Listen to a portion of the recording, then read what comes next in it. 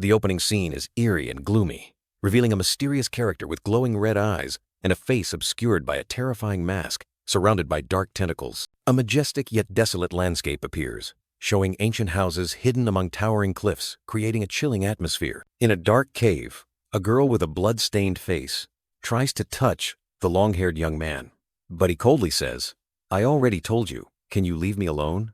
The young man's blood-stained hand is using a pestle to crush something in a bowl, creating a haunting dark red mixture. The naive, blood-stained girl brings her bloody finger to her mouth, her eyes vacant, and says, "Eat, eat, candy." The young man flinches, immediately pushes the girl's hand away, a look of annoyance in his eyes. The girl is pushed away, falling, sprawling on the ground, while other deformed figures remain motionless around them. Li Huowang frowns, looks at what he is crushing, and mutters, "Skog, this is ointment, not candy." The blood-stained girl giggles again, saying, "So fun," making Li Huowang sigh in exasperation, realizing she couldn't understand him. The entire cave scene appears, filled with deformed, perverse individuals, making Li Huowang secretly think it's nothing short of a monster museum and wonder why he is trapped here. Suddenly, a piercing sound rings out, making Li Huowang turn his head in surprise, his eyes sharp and vigilant.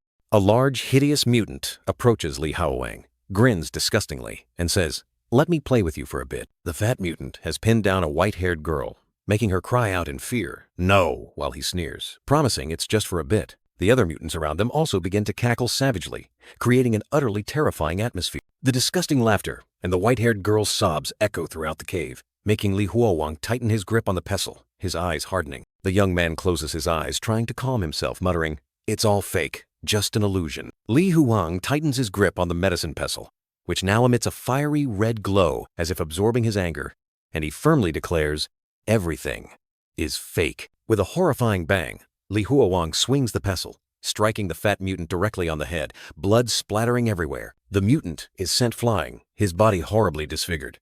Li Huowang stands tall, declaring forcefully, "All of this is fabricated." Li Huowang stands towering, the pestle still stained with blood, while the defeated mutant at his feet groans in pain, and the white-haired girl behind him looks at him with horror. The severely injured mutant lifts his head, his face contorted with anger and fear, yelling threats. "I'm telling you, you're finished. Don't you know what kind of person Master is? You're dead for sure, he'll kill you." Li Huowang stares at the mutant, his eyes icy, responding disdainfully. Who does he think he is? He's utterly meaningless. The mutant's eyes widen in horror and anger, unable to believe Li Huowang's words, stammering, "You, how dare you insult Master?" The other mutants in the cave all fall silent, staring at Li Huowang with expressions of fear and astonishment. A man dressed in pristine white robes appears, walking lightly and coldly asks, "Are you done arguing?" The man in white stands there, gently stroking the girl's white hair, calmly saying to Li Huowang, "Disciple Li, Disciple Wang, Master wants you to come." Li Huowang and the filthy girl look at the man in white with surprised and slightly worried expressions. The injured mutant suddenly bursts into maniacal laughter, triumphantly saying, "Ha ha ha, you're finished. Today it's your turn." Li Huowang maintains a cold expression, his deep gaze fixed forward, not saying a word. The man in white unexpectedly grabs Li Huowang's sleeve, signaling him to follow.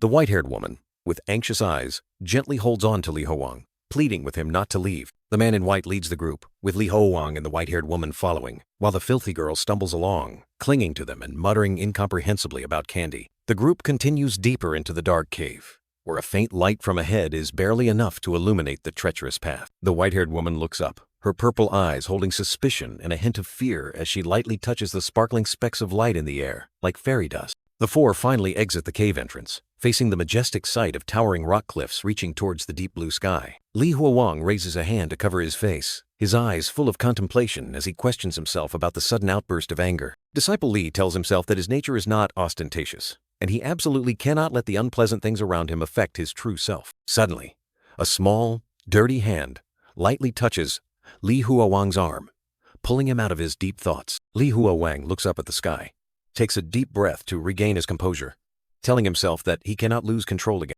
The filthy girl continues to touch Li Huowang, her hand clutching something that looks like a dirty, haunting piece of candy. Li Huowang turns sharply, frowning in annoyance, asking the girl what the hell she's doing, while she only replies with a chillingly naive, "Ah." The girl slowly opens her hand, revealing a gruesome candy, covered in blood and looking utterly disgusting. The filthy girl offers the candy to Li Huowang, her face stained with blood and her eyes vacant, asking if he wants some, as if it were a precious gift. Li Huowang silently looks at the girl, his eyes complex and speechless at her strange and somewhat insane behavior. He snatches the candy from the girl's hand, his eyes cold, ordering her to take it, as if to end this bizarre game. The filthy girl smiles eerily, muttering that Master is truly great for giving them candy, sending shivers down one's spine. A fiery red oppressive energy suddenly erupts from afar, signaling an important and dangerous event about to unfold. Li Huowang looks up, his eyes sharp and vigilant at the ominous aura engulfing the entire space. Both step into a blazing red area where colossal rock pillars and fierce flames create an oppressive and deadly scene. Li Huowang and the filthy girl continue to advance deeper, heading towards an old man meditating on a large rock hidden in the shadow. The filthy girl hastily bows in salute, trembling as she calls out, "Master," with a face full of haunting fear and reverence. The old man turns his back, his voice full of satisfaction and control as he calls Li Huowang his beloved disciple. He fully turns around, his hideous face with jagged teeth and a disgusting smile, saying that Li Huowang has made him wait too long. Suddenly, the old man stands up, his icy gaze sweeping over the two disciples with an awe-inspiring and terrifying authority. A cave mutant suddenly rushes out, launching a surprise attack on the filthy girl, causing the poor girl extreme terror. Li Huowang turns sharply, his eyes filled with rage and killing intent as he witnesses the horrifying scene. The filthy girl is gripped tightly by the cave mutant's neck, her face contorted with extreme pain and fear. Li Huowang explodes in anger, charging straight at the cave mutant with terrifying speed, delivering a fatal blow without hesitation. The cave mutant is sent flying into the air, its mouth agape, screaming miserably in utter horror at Li Huowang's power. The old master, with a gruesome smile on his lips, delivers a fatal blow to finish off the cave mutant, coldly declaring his own power and protection. A deformed individual with a blood-stained face, grinning savagely, wonders, "Is this sugar syrup?" He continues to laugh maniacally, exclaiming, "Master is the best." A horrifying scene appears. A body hanging upside down, blood flowing profusely, along with chilling annotations about fate and souls. The old master, with a distorted face and jagged teeth, roars, "Activate the cauldron! We will refine pills!" In the blazing red space filled with blood and debris, Li Huowang stands, his body filthy, his eyes blankly looking down. The young man's eyes are full of weariness and doubt, as if trying to comprehend the truth hidden behind this horrifying scene. Two deformed individuals with disgusting smiles are stirring a large cauldron filled with blood and minced meat, the repulsive fresh red liquid flowing continuously. The stream of fresh red liquid continues to flow into a smaller cauldron below, and Li Huowang suddenly realizes, "Fake." Another mutant closes his eyes, sniffs, then disgustedly declares, "The smell is also fake. This lion's head meatball is also fake." The old master turns his back, his tone full of mockery, asking, "I heard you called this Taoist a fart?" The old master's distorted face appears, his icy gaze fixed on Li Huowang, continuing to question, "Is that true?" Li Huowang, with a face full of dirt and dried blood, bows his head, realizing, this voice is also fake. The old master is furious, his face contorted with rage, yelling, "Speak! Has the cat got your tongue?" The young man stands there, surrounded by chaotic green and red energy, and he firmly asserts, "Fake, fake." Li Huowang closes his eyes, his face full of pain and weariness, as if trying to escape this persistent nightmare. The entire scene around him shatters into small pieces, vanishing in a hazy blue smoke. A dazzling light pierces through the darkness, signaling the young man's impending awakening. Li Huowang's eyes open wide, his gaze full of shock and emptiness, as if he had just experienced a long nightmare. He gasps for breath, lying on a hospital bed with a pale face and small bandages, his expression still dazed. Li Huowang is tightly restrained to a modern hospital bed, surrounded by the steady beep sounds from medical equipment. He looked up at the stark white ceiling, a voice echoing in his mind, "It's all fake." Outside the window was a modern high-rise building under a clear blue sky, and a voice asked Li Huowang about his feelings after the illusion. Li Huowang closed his eyes, his face tired, pondering what he had just experienced. Dr. Li, wearing glasses and holding a clipboard, listened intently to his answer, asking further, "Just what?" Li Huowang looked directly at the doctor, his gaze sharp, and asked in return, "Have I told you about Disciple Wang yet?" He continued to recount, his voice full of indignation, how the bald master had cruelly killed someone right in front of him. From a panoramic view, Li Huowang lay on the hospital bed, while Dr. Li sat beside him, taking notes and listening to the horrifying story. Li Huowang finished the story, revealing the chilling detail that the old master even used the corpse to refine pills. Dr. Li nodded, his expression thoughtful, carefully writing on his clipboard, not showing too much emotion. Li Huowang reached out his hand, his eyes full of questioning, asking the doctor, "Dr. Li, can you tell me, what do these different illusions mean?" Dr. Li, rubbing his temple, reminded Li Huowang that he had recovered from persistent hallucinatory perception disorder and must remember that none of it was real. Li Huowang sat on the hospital bed, his tired eyes looking out the window at the brightly lit modern hospital scene. The doctor turned and walked away, instructing him to follow the script whenever he fell into an illusion. He continued, explaining that it was the only way for him to be discharged as soon as possible. A long-haired girl, Yang Na, appeared with a mysterious smile, asking if Li Huowang had clearly heard the doctor's words. Li Huowang turned to look at the girl, his eyes still a little hazy, tired after what he had experienced. Yang Na, his childhood sweetheart, entered the room looking fresh, telling him to obediently listen to the doctor. Li Huowang called the girl's name in surprise, his eyes clearly showing his astonishment and joy at seeing her. The girl sat down beside the hospital bed, her long black hair falling down, looking at him with a face full of concern. Yang Na looked up at Li Huowang with sparkling eyes, full of tenderness and affection. Li Huowang grinned, teasing that her smile was ugly. Yang Na rummaged through her bag, telling him to stop laughing and see what she had brought him. She excitedly showed off a thick stack of exam prep books, saying that these were materials personally assigned by the teacher. Li Huowang was stunned, asking his childhood friend if this was her way of getting revenge on him. Yang Na giggled mischievously, lightly hitting his back with a book, making him yelp ouch adorably. He rubbed his back, looking at the book with a helpless, yet doting expression. The girl continued to surprise him by holding up a brand new handheld game console, sparkling like a gift from heaven. Li Huowang reached out to take it, but Yang Na quickly held it high, setting the condition that he had to call her sister. He didn't hesitate to call out sister, his eyes full of flattery and desire for the toy. Yang Na chuckled, happily handing him the game console, admitting he was her younger brother. Li Huowang held the game console, lamenting the boredom of being in a mental hospital every day. He continued, saying that even though he wasn't crazy, this place made him feel suffocated to the point of breathlessness. Yang Na looked at him with gentle eyes, telling him to play less and not forget to do his homework. She reminded him not to forget the important promise he had made to. Li Huowang looked at his friend, affirming that he still clearly remembered that promise. The girl repeated their promise. "We agreed to go to the same university." Li Huowang leaned down to look at her, his eyes full of affection and fierce determination. He hugged Yang Na tightly, whispering that he would recover, Nana, to fulfill their promise. The girl nodded slightly, burying her face in his shoulder, gently wishing him a speedy recovery. Li Huowang sat up, offering to walk her to the hospital gate because it was already dark, and she happily agreed. Li Huowang woke up from a nightmare, his tired eyes staring at the bizarre characters and fiery red illusions swirling deep in his mind. He clutched his head in pain, staggering in the stark white hospital room, seemingly still unable to escape the terrifying obsessions. On the bedside table, an old blood-stained pestle appeared, making the atmosphere chilling. Li Huowang's eyes widened in horror, recognizing the familiar pestle from his terrifying illusion. Suddenly, Yang Na appeared, hugging him from behind, her voice full of worry as she asked about her best friend's condition. Li Huowang bowed his head, his hands trembling, sinking deep into unspoken, chaotic thoughts. Just a few seconds later, he suddenly looked up, flashed a mischievous smile, and made a V sign with 2 fingers, teasing his friend. "Ha-ha! Did I scare you?" Yang Na gently turned her face away, her cheeks flushed, playfully scolding her friend for still being childish with this joke. She pouted and walked away. Li Huowang quickly called after her, reaching out towards his friend. He looked back at the table.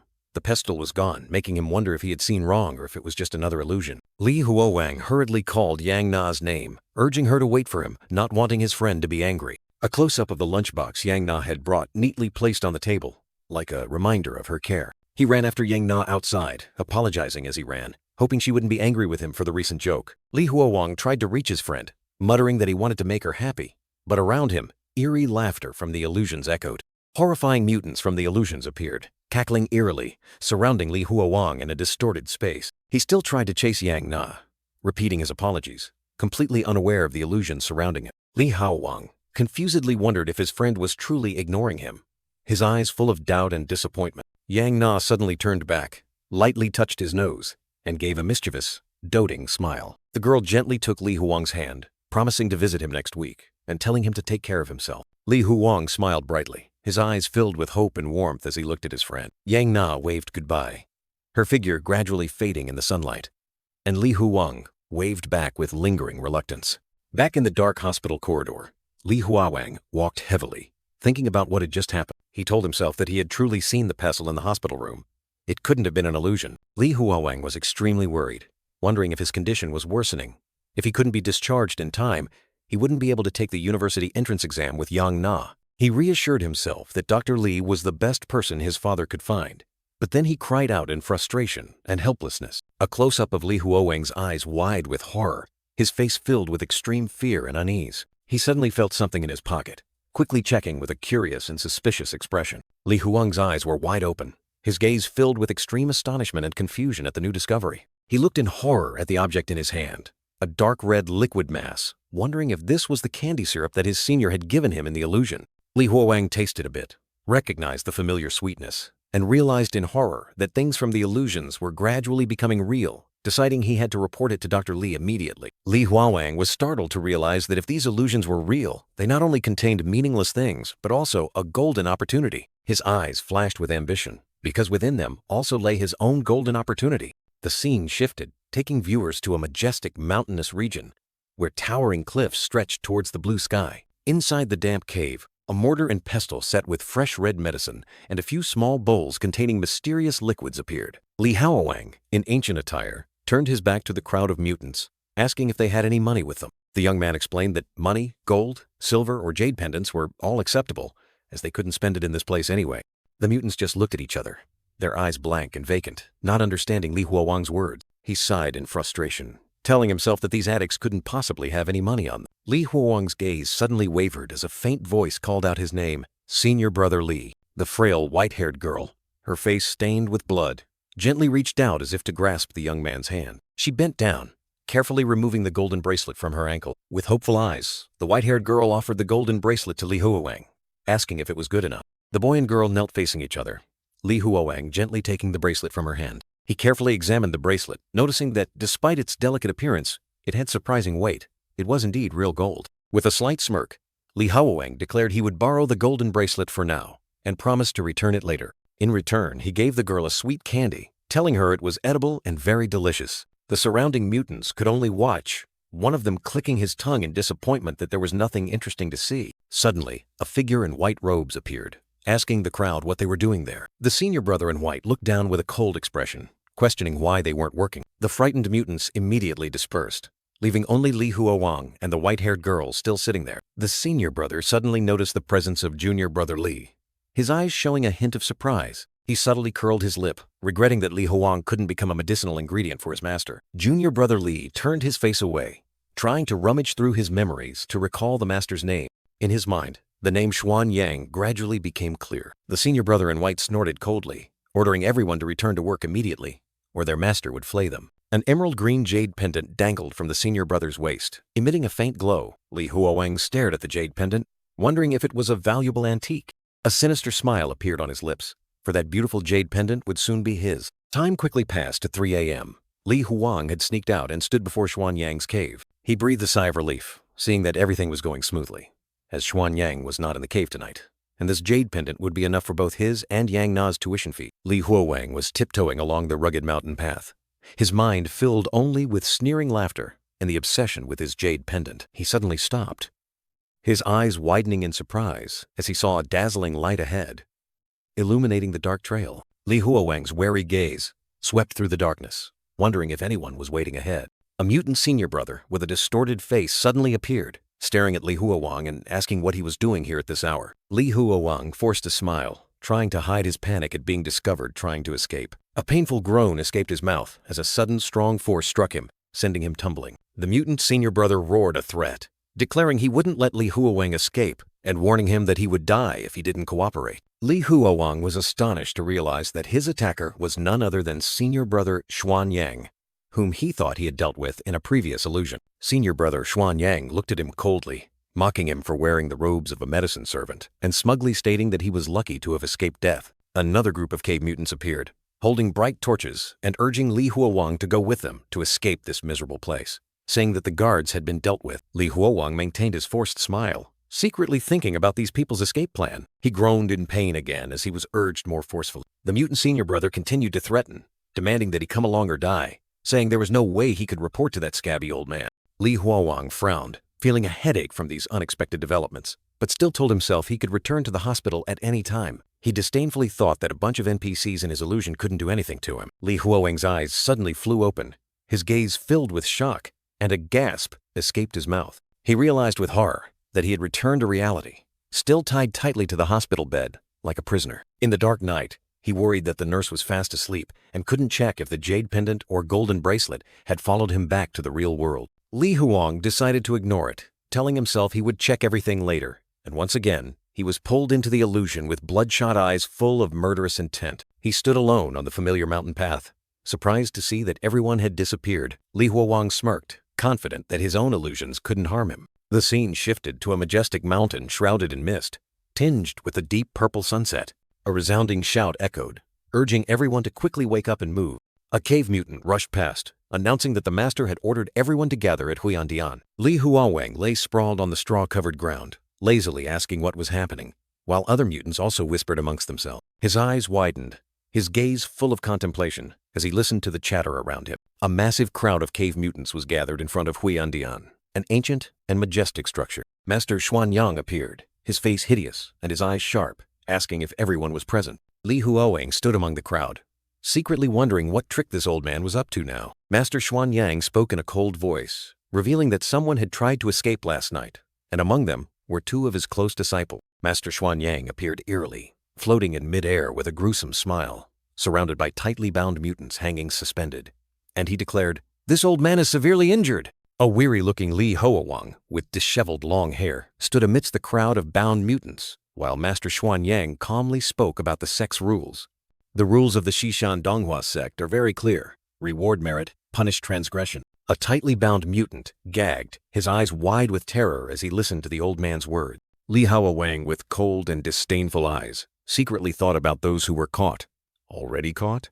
How pathetic. The scene shifted to an ancient structure, where Master Xuanyang stood amidst the crowd, while the bound mutant still hung suspended in mid-air by glowing red chains. The old man Xuanyang curled his lip into a malicious smile, his hand emitting a dark energy, and he growled, "Open!" A giant black hole suddenly appeared, swallowing the bound mutants, causing Master Xuanyang to let out a groan of pleasure. Li Huowang stood there, his face covered in blood, his eyes bewildered, reassuring himself. "These are all illusions. All of them are illusions," he continued to assert, his voice full of confidence, yet still containing unease. "Li Huowang, everything in the illusion is created by you. There's no need to be afraid." Suddenly, a surge of dark power shot out from somewhere, startling Li Huowang, his face changing color in fright. The dark energy transformed into a giant, blood-red tentacle, fiercely attacking Li Huowang, leaving him no time to react. Li Huowang's eyes were filled with horror and doubt, and he wondered, "What is this? Could it also be something I created in the illusion? No, impossible. Things from illusions can't harm me. This has never happened." Master Xuanyang, standing amidst the disgusting red tentacles, his eyes sharp, looked at the crowd and declared, "Now, anyone with ill intention." The old man continued his threat, making a mutant in the crowd visibly fearful. "Remember well what you have seen today." Master Xuanyang turned and walked away, leaving a cryptic message. "This Taoist reminds you, helping others achieve immortality is a great merit." Li Huowang, with a cold expression, replied to the old man's words, "If I can achieve immortality, I will never forget your kindness." Master Xuanyang, with a hideous face full of bumps, questioned Li Huowang. "The traders last night invited you to leave with them. Why didn't you?" Li Huowang, his eyes sharp and resolute, firmly asserted, "Illusion." He raised his head, looking directly at Master Xuanyang, his voice full of defiance. "You and the others, you are just my illusions. You are merely products of my imagination." Li Huowang stood on a swirling red vortex, surrounded by gloomy darkness, his eyes resolute. "Why should I be afraid of you?" Master Xuanyang, with a sinister smile, looked at Li Huowang meaningfully. "Good. You're quite capable." The old man continued to speak, Li Huowang's eyes showing clear suspicion. "I think you are quite talented. From now on, you will become this Taoist's official disciple. Your new job is to manage the supply room." Li Huowang was surprised, his eyes full of thought. "Official disciple, managing the supply room. Have I been promoted? That's not right." Master Xuanyang explained the reason for the promotion. "It's because too many people have died, and this old man doesn't have enough helpers." The old man continued, revealing an important detail. "Ah, and there's also the matter of your Taoist name. Since you have become this Taoist disciple, you cannot live without a Taoist name." Master Xuanyang announced Li Huowang's new Taoist name, a familiar one. "Xuanyang. From now on, Your Taoist name will be Xuan Yang." Li Huowang was so astonished that he let out a bitter laugh, muttering with full skepticism, "Ha! The last Xuan Yang just died, and I'm to become the new Xuan Yang." Master Xuan Yang said next, then threw a small pouch to Li Huowang, making him curious. "What is this?" The old man Xuan Yang raised his bony hand, explaining about the 5 mysterious elixirs. "These are 5 immortal elixirs that this Taoist personally refined." He continued to describe the astonishing effects of the elixirs, while Li Huowang stared at them with eyes full of suspicion. "Not only will they help you gain 10 more years of life, but they will also enhance your power to save your life. This spiritual elixir, could it be refined from human?" Li Huowang was surprised to see the strange items he had brought out. A jade bracelet of deep green and a bag full of dark red elixirs. Sitting on the hospital bed, he thoughtfully looked at the jade bracelet and the bag of elixirs, telling himself that the next step was to verify their authenticity. He pondered, if the gold bracelet and jade pendant were real, would the elixirs also be effective? Then he thought, maybe he should try one. Just then, Yang Na suddenly burst into the room, shouting Li Huowang's name, startling him and making him turn around. She angrily complained, saying that she had to skip class and climb over the wall just because of his call, and demanded that Li Huowang must have something truly important to say. Yang Na pushed Li Huowang into the room, while he continuously darted his eyes around, full of vigilance. Li Huowang quickly slammed the door shut and drew the curtains, leaving Yang Na standing bewildered in the middle of the room. Yang Na blushed, stammering Huowang's name, confusedly asking why he drew the curtains, fearing the nurse's station would hear them. He glanced at the speaker on the wall, a mischievous smile forming as a voice from the speaker playfully teased that they couldn't hear anything, so they should relax. "Little brother Li." He placed a hand on Yang Na's shoulder, signaling her to calm down. Li Huowang looked up at the ceiling, thinking to himself that the nurses should be less curious and focus their attention on the ICU instead. Yang Na picked up the jade bracelet, her eyes wide with surprise as she asked Huowang what it was. Li Huowang smiled mysteriously,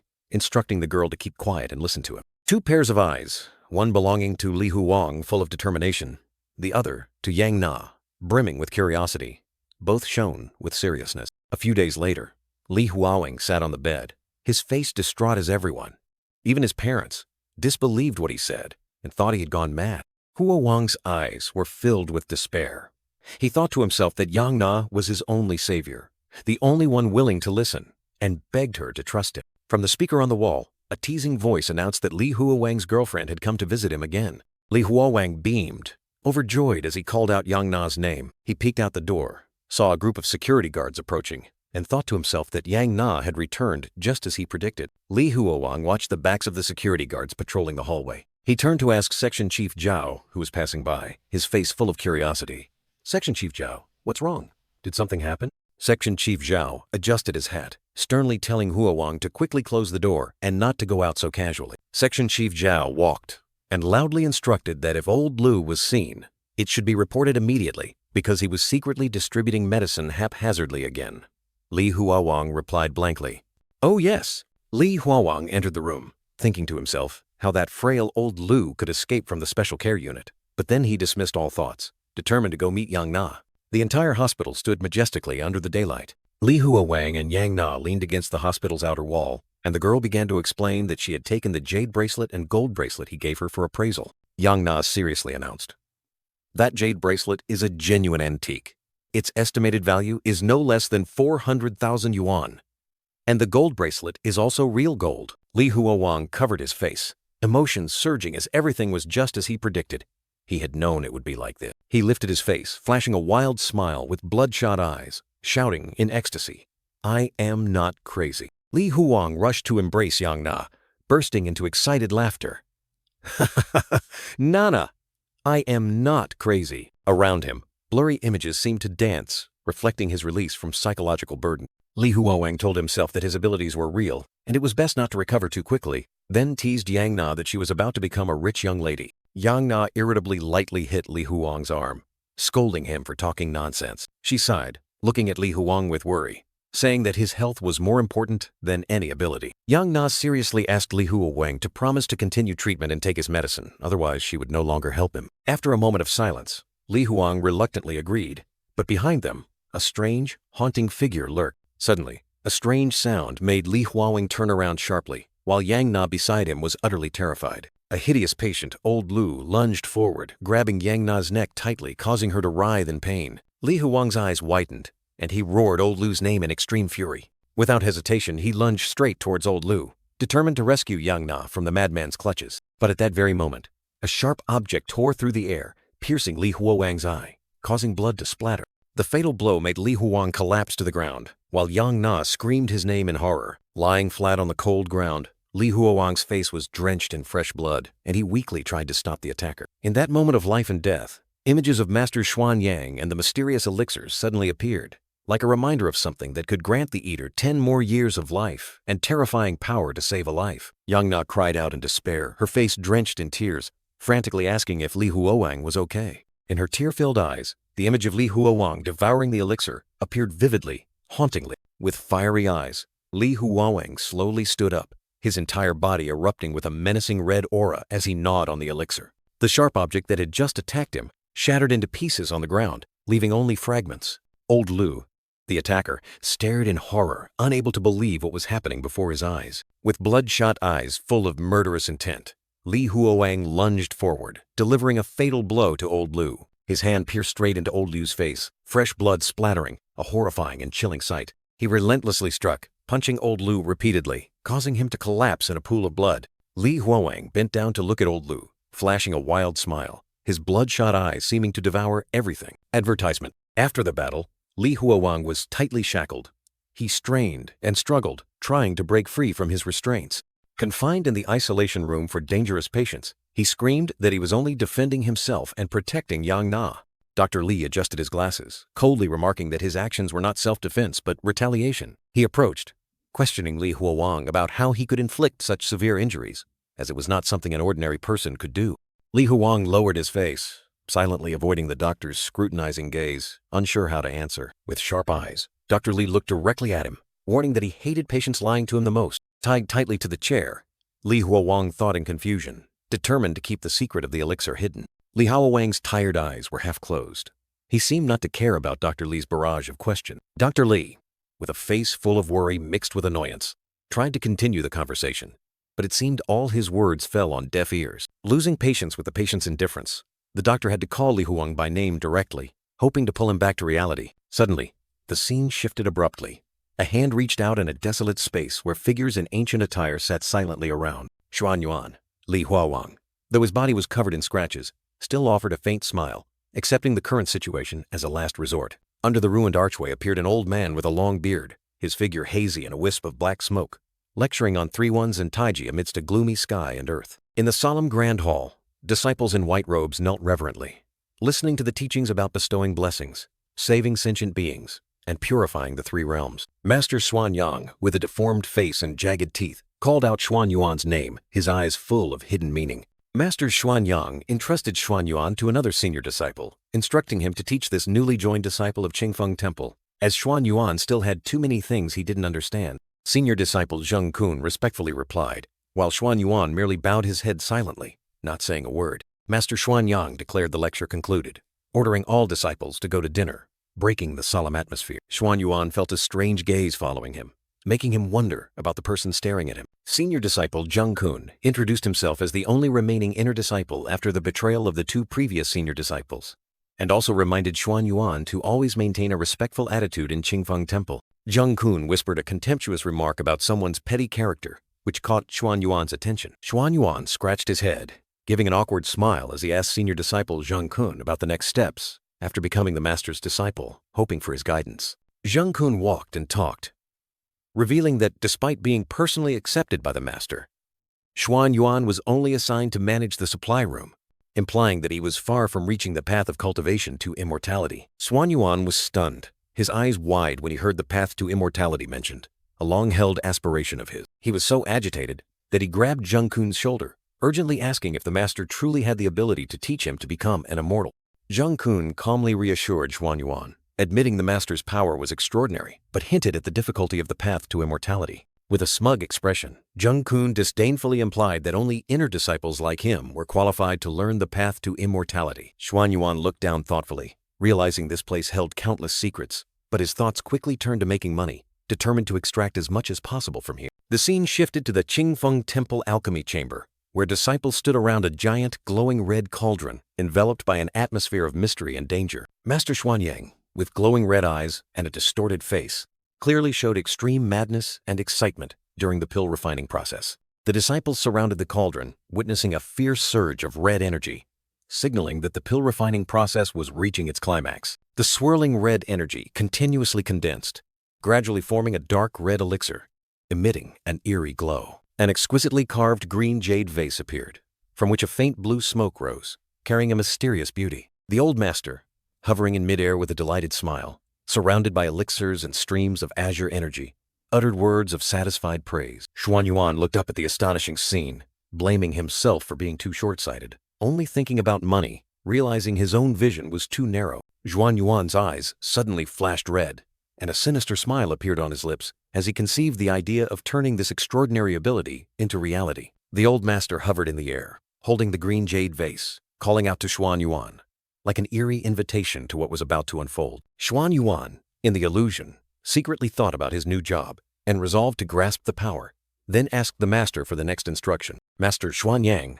with a grotesque face and a long, protruding tongue, ordered Xuanyuan to retrieve the primordial herb named Bai Ling Miao from the supply room. Xuanyuan mumbled the name Bai, with a surprised expression, as if a fragment of memory was trying to resurface. A white-haired girl, Bai Ling Miao, lay weakly on the ground, asking if she could help senior brother Li, while Xuanyuan looked at her with confusion. Xuanyuan's gaze suddenly turned cold and suspicious as he stared at Bai Ling Miao, a feeling of unease rising within him. Master Xuanyang, with a distorted face, growled, asking Xuanyuan if he heard him, as the disciple was still lost in his own thoughts. Xuanyuan clicked his tongue, realizing he had no other choice, but then another voice echoed, urgently calling out, "Huowang!" The voice, Huowang, rang out powerfully, pulling him out of the illusion, and the images of Dr. Li and a woman appeared. Li Huowang woke up with a start in the hospital bed, seeing his mother and Dr. Li, wondering why they were there. Li Huowang's mother leaned down anxiously, asking about the wound on his head and if he felt any pain. Huowang smiled faintly to reassure his mother that he was fine,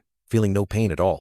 The mother looked at her son with love and sorrow, realizing he had lost a lot of weight. She looked at her son's restrained body on the hospital bed, asking if the hospital food was so bad that it made him lose weight. She offered Huowang his favorite grape milk candy, gently wanting to feed it to him. Huowang refused his mother's help, wishing she would just stay by his side since she rarely visited. His mother happily said that it was fortunate he had woken up. Otherwise, Dr. Li had intended to meet the family of the old man who had hit him. Dr. Li reminded Huowang's mother that old Lu's family had been waiting for a long time, but she asked for permission to speak with her son one last time. Huowang quickly told his mother that he had resisted because old Lu was the one who attacked young Na first. His mother calmly replied that the doctor had told her everything that happened that day. She raised her fist resolutely, asserting that she would always stand by her son. Huowang silently looked at his mother, complex, indescribable emotions welling up inside him. His mother stood up, instructing him to listen to the doctor and take his medicine on time before leaving. Huowang called out to his mother, watching her walk away with a lingering and slightly sad gaze. The mother's eyes turned cold and resolute as she turned her back, harboring a strong will. Huowang lay on the hospital bed, secretly thinking that his mother would surely deal with those who had harmed him thoroughly. Huowang's eyes began to transform with overlapping streaks of blue and red, signaling a chaotic shift in consciousness. He realized his consciousness was returning to that other world, and his mother's sudden appearance had made him forget how to deal with the bald old man. Dr. Li, with a distorted and warped image, said that they could continue their conversation later. Huowang replied that they should talk next time he returned, implying that he was about to sink deeper into the illusion. He woke up in the cultivation world, lying on the ground with a tired expression, and a voice asked if he was awake. Master Xuanyang stood tall, his venomous gaze fixed on the kneeling Li Huowang, who replied, "Yes, master, I am awake." Li Huowang lay sprawled on the ground, his face bruised, his mind still wandering if the pill refining with Bai Ling Miao had been resolved. Master Xuanyang's grotesque hand grabbed Li Huowang's chin, forcing him to look up, his eyes filled with terror. Old man Xuanyang, with a distorted face and jagged teeth, growled, "If you're awake, open your mouth for me, disciple." Li Huowang writhed in pain, his body dragged across the ground, struggling against the hand gripping him tightly. A dark, grotesque tentacle was forcing its way into Li Huowang's mouth, making him horrified and wonder what monstrous thing this bizarre old man was making him swallow. Li Huowang was pinned down, surrounded by glowing red vein-like tendrils, while Master Xuanyang threatened, "That's right. If you don't open your mouth wide," a pitch-black mass, full of sharp thorns and tentacles, called Hei Tai Sui, appeared ominously, waiting to be swallowed whole. Suddenly, the scene shifted to reality. Yang Na appeared cheerfully, holding medicine and a glass of water, gently saying, "Here's the medicine. Huowang, let me feed it to you." Li Huowang lay on the hospital bed, his head bandaged, his eyes tired. He mumbled in a daze, "No water, just the medicine." Li Huowang's eyes were filled with panic and anger as he tried to push Yang Na's hand away, and the black tentacles began to reappear around him. In the illusion, a dark tentacle emerged from Li Huowang's mouth, while a mysterious voice echoed, "This Hei Tai Sui is a good thing." Li Huowang struggled fiercely, trying to pull the disgusting thing out of his mouth, resolutely resisting. "I won't eat it," he screamed in pain and indignation, his face contorted from torment, asserting, "I'm not sick." Master Xuanyang sneered maliciously, calling out loudly to his two disciples, "Chang Ming, Chang Ren." The two senior brothers, Chang Ming and Chang Ren, appeared, their expressions calm, but their eyes sharp, answering the master in unison. Two sharp swords flashed, pointing directly at Li Huowang, creating an invisible, threatening pressure. Li Huowang lay sprawled on the ground, two swords pointed close to his face, his eyes filled with despair and helplessness. Master Xuanyang stood above, looking down at Li Huowang and asking, "You won't eat it?" Then continued to threaten, "Hey kid, you must eat this." Li Huowang lay in a puddle of colorful water, his eyes filled with defiance, screaming, "Why do I have to eat it?" He woke up with a start from the nightmare, his body tightly restrained on the hospital bed, groaning in pain as he heard his name being called. Yang Na leaned down to look at Li Huowang with a worried expression, gently asking, "Huowang, are you okay? Is there anything uncomfortable?" Li Huowang weakly called out Yang Na's name, while his friend and Dr. Li stood by the hospital bed, their eyes full of concern. Dr. Li stood by the bed, his sharp gaze observing Li Huowang, asking about what he had seen in the illusion, and commenting on his recent emotional fluctuation. Li Huowang closed his eyes, his face showing fatigue. He mumbled, realizing he still hadn't completely escaped those terrifying illusions. He looked up at Dr. Li, his eyes resolute, asking, "Dr. Li, is there any medicine that can temporarily suppress the illusions?" Then pleaded, I want to rest." Dr. Li silently observed Li Huowang, his eyes full of contemplation and complexity. Dr. Li walked towards the medicine cabinet, telling Yang Na that there was still old medicine, and he would prescribe more, while she followed, mumbling as she remembered the medicine's location. Dr. Li turned back to look at Li Huowang, seriously explaining that medicine only played a supportive role, and to completely eliminate the illusions, he still needed to follow his method. Yang Na returned to the bedside, holding medicine and a glass of water, cheerfully saying, "Here it is. Huowang, I'll feed you the medicine." Li Huowang struggled on the hospital bed, with a face full of agony, his mouth covered, but still trying to utter that he only needed the medicine, not water. His eyes were filled with panic as distorted illusions surrounded him, and he desperately screamed for medicine. Finally, Li Huowang escaped the illusion, lying on the hospital bed, breathing a sigh of relief with his straitjacket on, telling himself that as long as he took the medicine, the illusions would never appear again. Yang Na looked at Huowang with confusion, asking him what safe meant and what had scared him so much in the illusion. Huowang tiredly replied that it was nothing, just that the person in the illusion spoke strangely, telling him he had hysteria and forcing him to eat something disgusting. He scoffed at himself, asserting that he was a person from the modern world. He couldn't possibly be Li Huowang in the illusion, could he? Just then, a disgusting black tentacle unexpectedly protruded from Li Huowang's mouth, leaving him speechless and horrified to realize that the illusion had not yet released him. The nightmare struck again, as gruesome tentacles emerged from his mouth and eyes, making Huowang scream in despair. "Didn't I just take the medicine? Why are the illusions starting again?" In the illusion, a pure white figure was free-falling into a dark abyss, and he reassured himself that if he just closed his eyes and opened them again, everything would disappear. Master Xuanyang sneered contemptuously at Li Huowang, who was struggling on the ground, sarcastically remarking that he had just refused to eat but almost swallowed his own hand, yet still dared to say he didn't have hysteria. Old Xuanyang coldly declared that the illness had vanished, ordered him to work hard, reminded him that Qingfeng Temple did not tolerate idlers, and instructed him to collect medicine at the beginning of each month.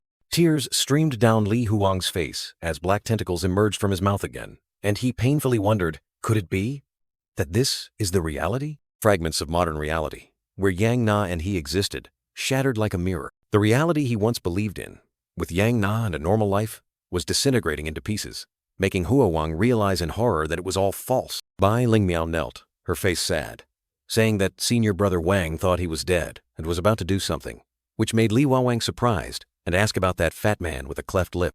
Li Huowang looked directly at the white-haired girl, his eyes sharp as he demanded the whereabouts of the one with the surname Wang. Bai Lingmiao trembled as she revealed the horrifying truth. He He was killed by you. Don't you remember? Huowang was so terrified he couldn't believe what was happening before his eyes, as black tentacles emerged from his mouth again. From inside his mouth, disgusting black tentacles slid deep into his throat, and Li Huowang desperately screamed that Nana is not an illusion. He collapsed, vomiting a stream of thick black liquid, his face contorted in extreme pain, and he continuously screamed, "Impossible!" The blurry figure of Yang Na appeared beside him, calling his name anxiously, while Huowang remained kneeling with a shattered expression. Tears and blood mixed on his face. Li Huowang laughed madly in despair, realizing that Yang Na was still there, never having left. His eyes were bloodshot and tear-filled, staring into space as if searching for something. He knelt, yearning to reach out his trembling hand towards the blurry white figure of Yang Na, as if to cling to the fragile reality. Huowang screamed Yang Na's name in despair, white specks of light erupting from his palms as a final effort. Mysterious power violently erupted from Li Huowang's hand, creating dazzling streams of light. But then, all that power vanished.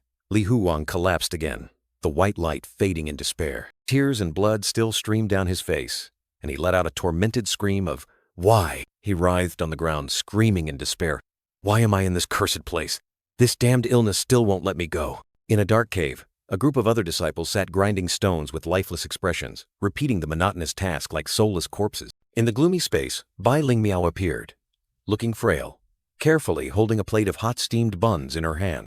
Li Huowang sat huddled in the cave, while the white-haired girl gently approached him. She gently invited senior brother Li to eat the steamed buns, worried that he had been starving all day. He stared at the jade bracelet on her hand, wondering why it was with the girl, just as he had said before. The white-haired girl affirmed that senior brother Li himself had given it to her. Although she refused, he still insisted on handing it to her. Suddenly, the scene shifted to a cruel reality.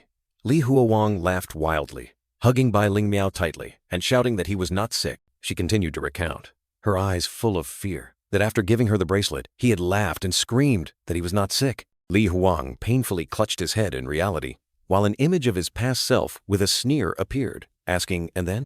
The white-haired girl continued the horrifying story, saying that senior brother Wang had taken advantage of the opportunity to hit him on the head with a stone. She recounted in distress that senior brother Wang thought he was dead, so he turned to pursue her. Huowang looked up at the girl, asking clearly about senior brother Wang, the fat man with the scarred lip. Bai Lingmiao, with horrified eyes, looked directly at him, revealing the shocking truth. He was killed by senior brother Li. Don't you remember? A violent image clearly appeared. Li Huowang punching through an enemy's chest, blood splattering, and he exclaimed in horror, "I killed him!" He clenched his scarred hand, wondering if the person he had killed wasn't old Lu. Li Huowang fell into an indefinite void amidst the crimson blood and chaos, desperately realizing that he was truly, completely insane. A gigantic ancient cauldron stood majestically in the gloomy space, splattered with blood, and madmen were trying to climb it. Li Huowang stood in a pool of fresh blood, telling himself that if this was reality, then both Bai Lingmiao and those sick people would die. A foot stomped heavily into the pool of blood, and he realized that the mastermind behind all of this was that scabby-headed bastard. Xuanyuan turned his head, his eyes sharp as he looked at Master Xuanyang, who was smiling eerily, as if he wanted to say something. He bowed before Master, along with Chang Ming and Chang Ren, and asked him to answer his question. Master Xuanyang, with a distorted face and green eyes, questioned what Xuanyuan was thinking. He snorted coldly, accepted, and ordered them to begin preparations. Senior brother Chang Ming turned to ask Xuanyuan about the type of medicinal herb Master had instructed him to fetch. He angrily criticized Xuanyuan for having a seizure the day before, causing Master to miss the timing for alchemy, and asked if he had forgotten. Master Xuanyang, with an eerie smile and glowing green eyes, continued to question what Xuanyuan was thinking. Li Huowang lowered his face, a bloodstain at the corner of his mouth, and stammered in reply, "This disciple." He looked up at Master, his eyes full of admiration, saying that he greatly respected his cultivation path and was wondering when he would reach that realm. Senior brother Chang Ming looked at Xuanyuan with disdain, secretly thinking that it was just pathetic flattery. Master Xuanyang let out an eerie laugh, praising Xuanyuan for having ambition, which was a good thing, while he stood in a pool of fresh blood. Chang Ming looked at Master in astonishment, unable to believe that the old man was actually fooled by Xuanyuan's flattery. Old Xuanyang, with a hideous appearance, explained that the path of outer sect cultivation was not as simple as ordinary elixirs. In a dark cave, Xuanyuan stretched tiredly, secretly telling himself that luckily he had gotten through it. Master Xuanyang stood majestically on the blood-stained cliff, asserting that although becoming an immortal was not easy, he was certain he could do it. He looked up at the sky, flashed a gruesome smile, and then suddenly asked his disciple if he knew why he could do it. Li Huowang's tired eyes slightly lowered, and he honestly replied that the disciple did not know. Master Xuanyang narrowed his eyes at his disciple, his face full of hidden meaning. Suddenly, senior brothers Chang Meng and Chang Ren appeared, anxiously reminding Master that it was almost midnight and they might miss the optimal time for alchemy. Old Xuanyang let out a soft himp, then nodded in agreement to begin preparation. Master ordered Xuanyuan to quickly go to the material room to fetch the medicinal herbs from 2 days ago, making him stunned as he asked about the medicinal primer. Senior brother Chang Ming angrily criticized Li Huowang for not fetching the medicinal primer 2 days prior when he had a seizure, causing Master to miss the timing for alchemy. A gruesome elixir appeared, emphasizing that the nature of the medicinal primer and the timing of alchemy directly affected the quality of the elixir, allowing no room for even the smallest error. Master brushed aside all explanations, coldly ordered Li Huowang to work quickly, and warned that the matter of alchemy using Bai Lingmiao was not yet over. The scene shifted to another corner of the cave, where the material room and Qingfeng Temple were hidden in the darkness. The other disciples cowered in fear, whispering that he had come again and all of them would die here. Li Huowang appeared, tall and imposing, coldly ordering Bai Lingmiao to follow him. The white-haired girl trembled and nodded, her eyes brimming with tears and fear. Li Huowang's eyes gleamed with a complex expression as he looked directly at the girl. Bai Lingmiao looked up at him, trembling as she asked senior brother Li if he could survive to convey a message to her family. Li Huowang listened in silence, his face hardening with contemplation. Tears streamed down the white-haired girl's face, her lips trembling as if she wanted to say something. She burst into sobs, choking out that she was an unfilial child, unable to care for her parents in their old age. Li Huowang turned his back, coldly replying that he could not help with that because her time was up. Bai Lingmiao's eyes widened in horror, watching a sharp object tear through the air directly towards her. Li Huowang, with bloodshot eyes and a crazed expression, was holding a cold, sharp knife. The white-haired girl desperately called senior brother Li's name, her eyes filled with extreme fear. Fresh blood splattered onto the cliff face, staining an entire area red. Li Huowang dragged Bai Lingmiao, his face twisted into a gruesome smile as he reported to Master that he had brought back the medicinal primer. Master Xuanyang sneered, praising Xuanyuan with satisfaction for doing very well. Old Xuanyang extended his hideous hand towards Li Huowang, loudly ordering his obedient disciple to come closer. Li Huowang writhed in pain, realizing that he had consumed an elixir made from human essence, and just one pill had granted him this terrifying power. Li Huowang was in a hallucination, his body emaciated, clothes tattered, eyes filled with agony, and a haunting question echoed.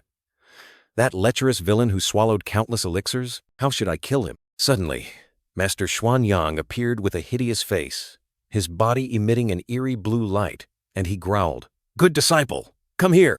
Bai Lingmiao, the poor white-haired girl, was bound by streams of blue energy, screaming in extreme agony. The cruel master, without a shred of mercy, grabbed Bai Lingmiao's neck, making her struggle desperately amidst terrifying blue lightning bolts. Xuanyang smirked, his eyes hazy but full of calculation, as if he was contemplating something with an inscrutable gaze. Fresh blood dripped from Bai Lingmiao's feet, soaking her tattered clothes, creating a heartbreaking and chilling scene. The ruthless master let go of Bai Lingmiao, allowing her to fall to the ground, then nonchalantly questioned, "Why did you fall at this exact moment?"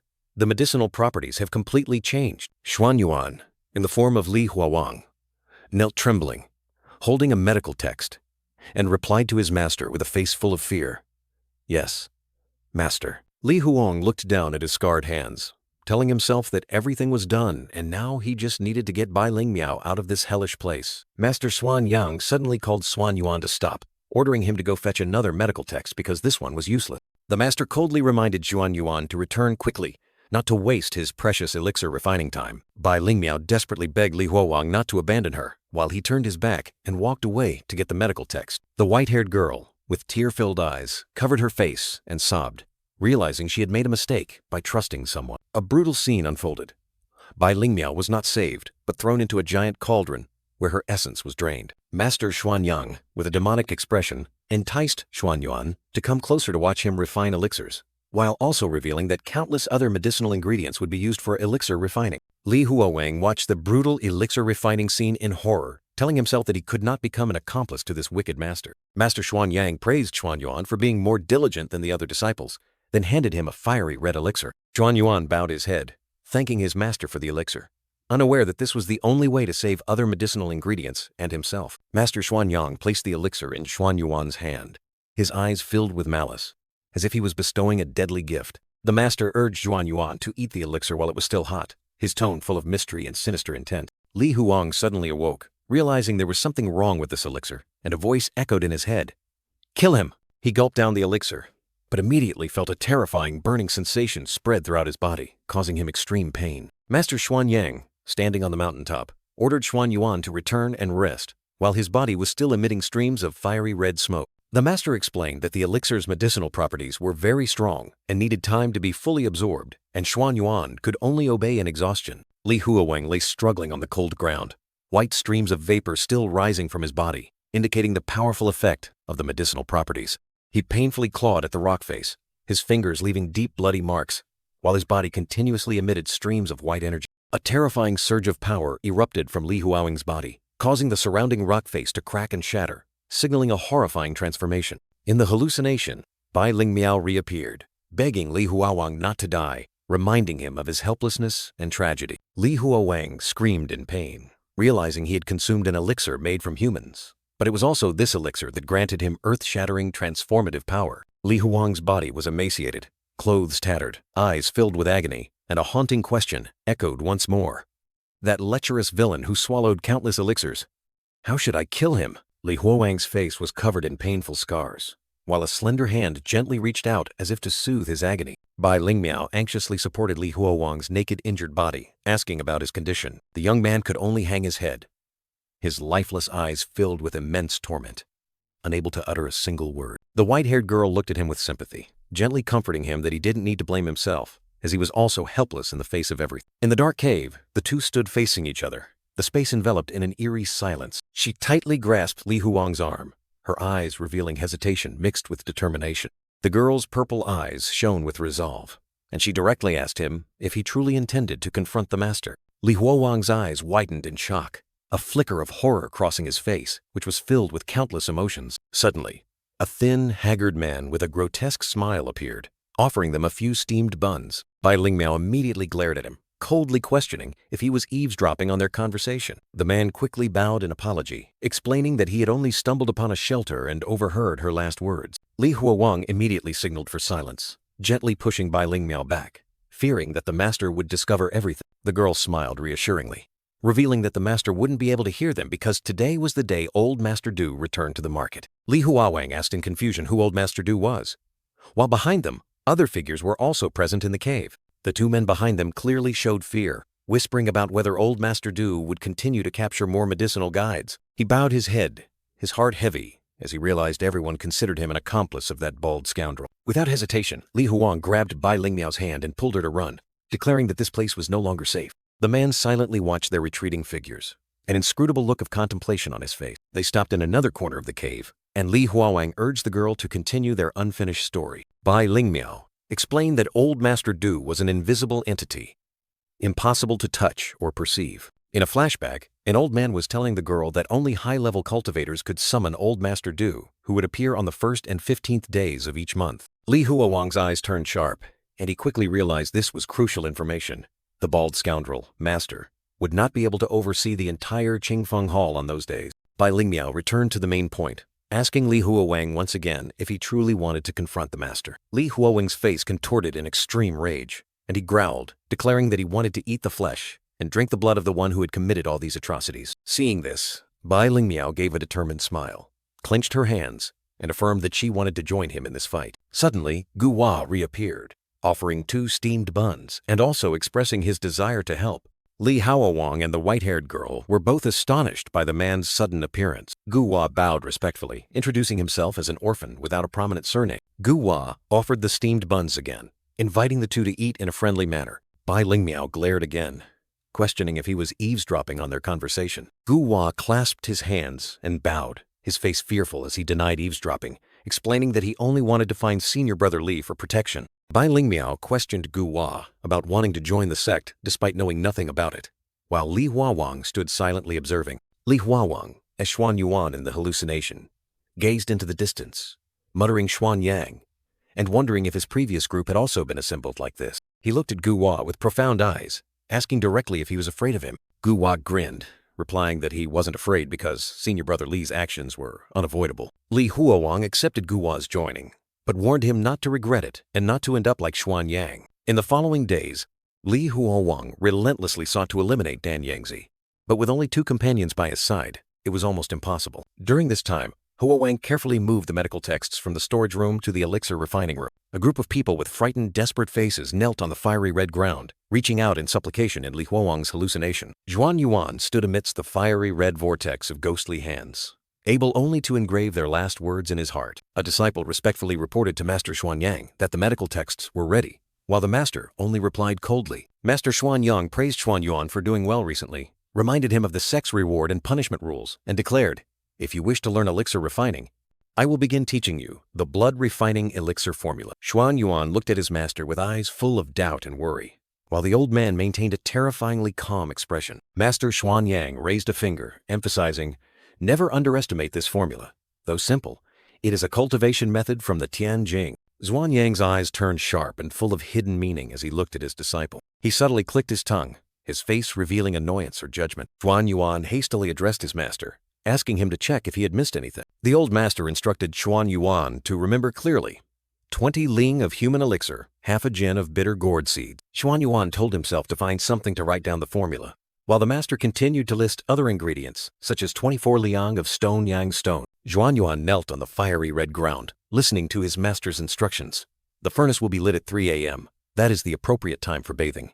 Use your eyes to secretly illuminate. Use your breath to boast." The master continued to instruct. "Use your spirit to fumigate. Slowly increase the temperature with a gentle flame and light the furnace at 4 a.m. Xuan Yuan sat on the ground, writing the alchemy formula on his robe, his face full of determination. He looked up at the master, asking for permission to write down the formula on his robe. Master Xuanyang looked at him with a scrutinizing gaze, saying nothing. He let out a soft "oh," his expression still unreadable. Xuan Yuan once again addressed the master, asking him to check if he had missed anything. Suddenly, Master Xuanyang unleashed a powerful blow, sending Xuan Yuan flying and splattering blood everywhere. Xuan Yuan was horrified, not understanding why this madman suddenly struck him in the face. He fell to the ground, blood flowing from his mouth, his hands clutching his face in pain and shock.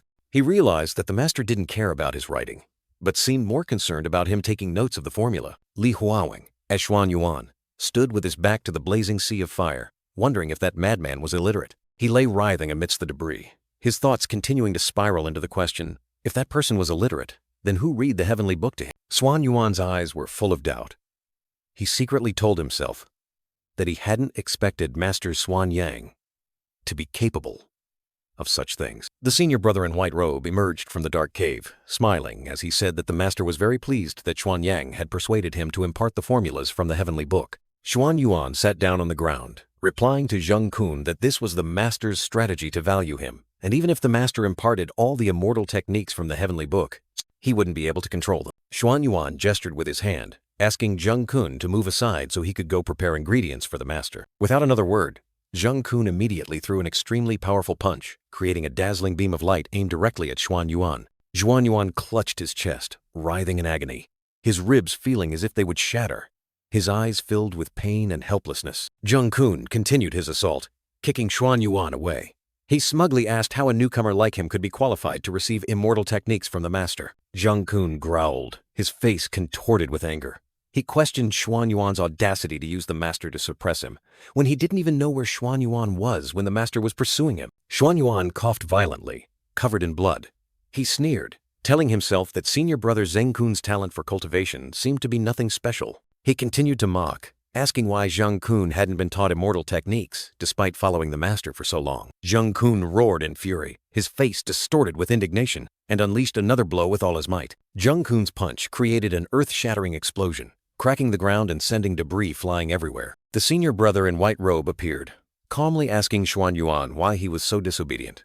Fortunately, he had taken the master's elixir. Otherwise, he would have died. The senior brother in white robe helped Xuan Yuan up, reminding him to respect Zheng Kun, and asking why he dared to provoke him.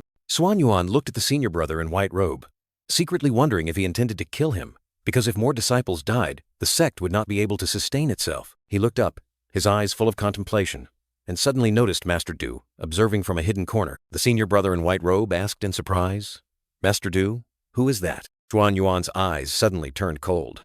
He realized that Xuan Yang was completely unaware of Master Du's existence. He continued to deduce that the day Xuanyang and his accomplices escaped was neither the 1st nor the 15th of the month, and an inner disciple like Zheng Kun had not been taught immortal techniques by Li Zitu. Xuanyuan sneered, realizing that no one in this group of madmen seemed to believe that a disciple had been taught by such a person. The senior brother in white robe turned to ask Xuanyuan, "The master already gave Xuanyang medicine, so why is he still acting so crazy?" Xuanyuan smiled eerily, his face covered in blood.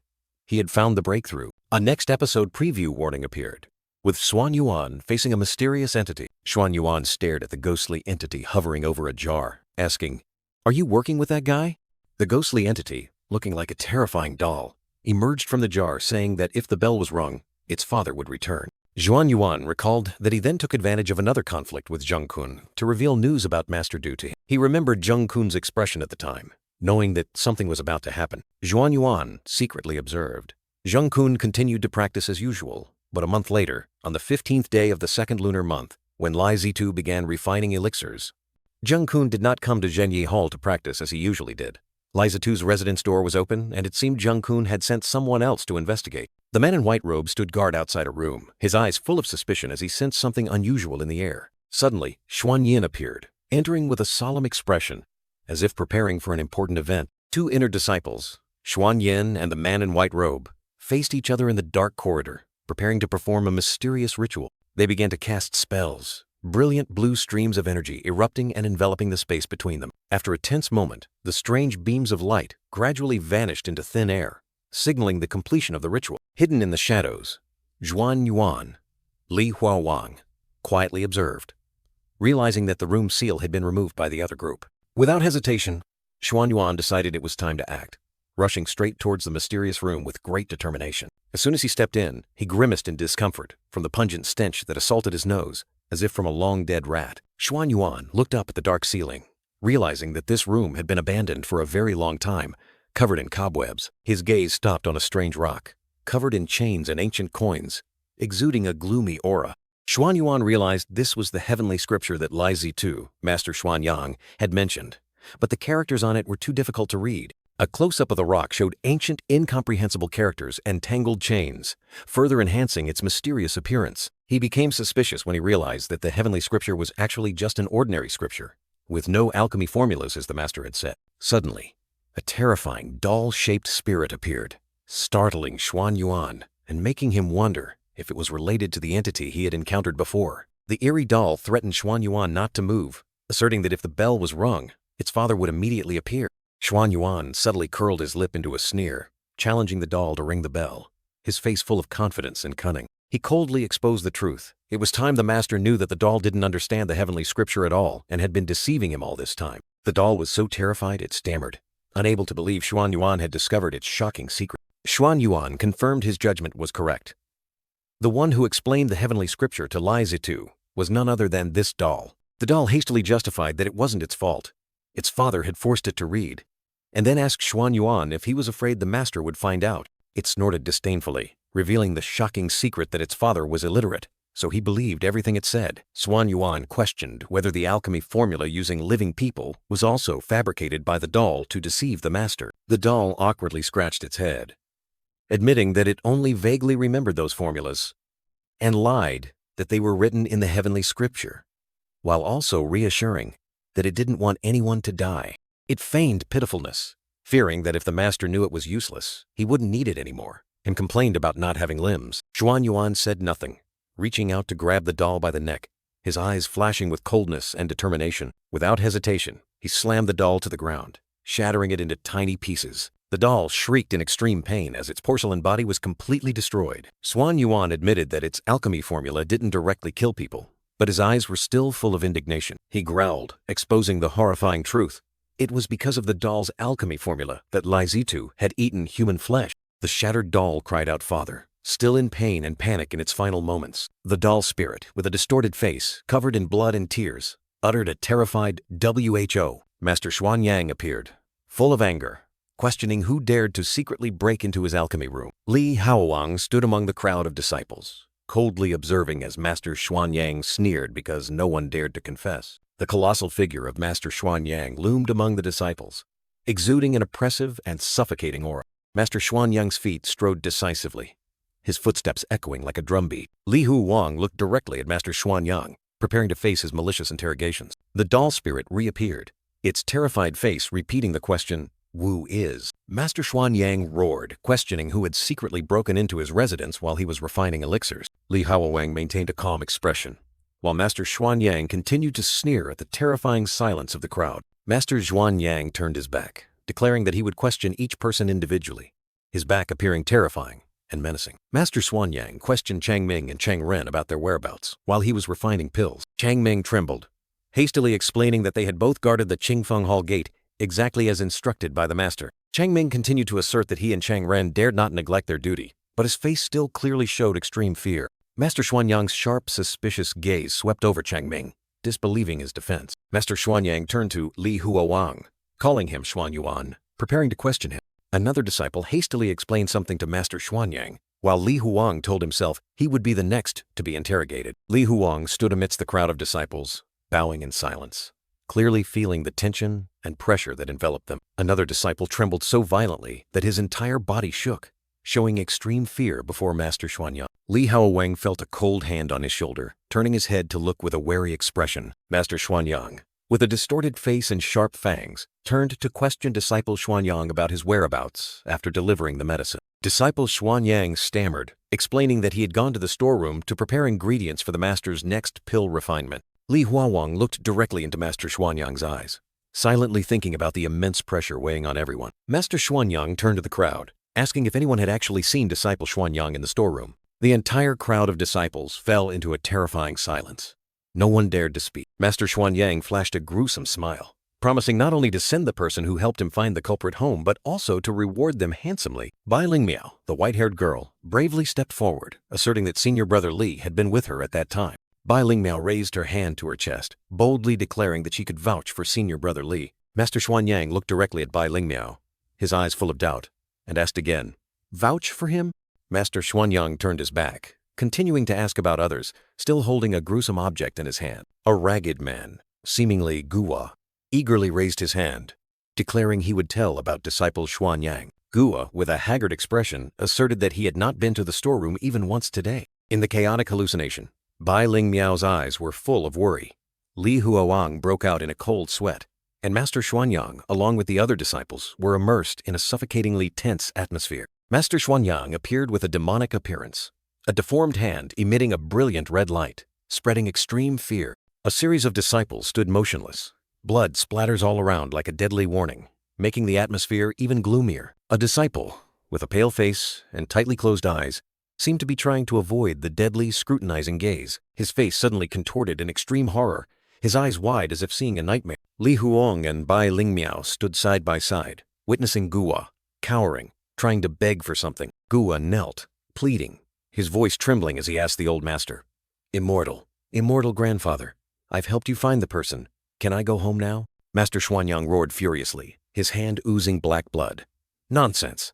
The primer medicine this morning was delivered by Xuanyang himself. If he didn't go to the supply room, then where did he get the primer medicine from?" Guwa collapsed to his knees. A gruesome, blood-stained nail stuck right in front of him, while the old master coldly asked, "Do you want to die?" Guwa was in extreme panic. Raising both hands in surrender, he screamed, "Immortal grandfather, I was wrong! Greed blinded me. That's why I lied." The surrounding disciples remained motionless, their fearful eyes following the horrifying events, not daring to utter a single word. Another disciple also tightly closed his eyes, trying to hide the surging fear in his heart. His face once again contorted in horror, his eyes wide as if about to burst. In the trembling pupils of a disciple, the image of the falsely accused was clearly reflected. Master Xuanyang, with blood-red eyes, extended his demonic hand and roared, "You laughed." The old master furiously questioned a disciple, "What? Are you so happy that Xuanyang was framed? Huh?" Master Xuanyang glared directly at Xuanyan, calling his name in a threatening manner. Xuanyan, drenched in blood, was so terrified that he stammered, denying, "Monsieur Master, it wasn't me." Xuanyan desperately pointed toward Zheng Kun, accusing, "It was Zheng Kun. Senior brother Zheng Kun forced me to do it."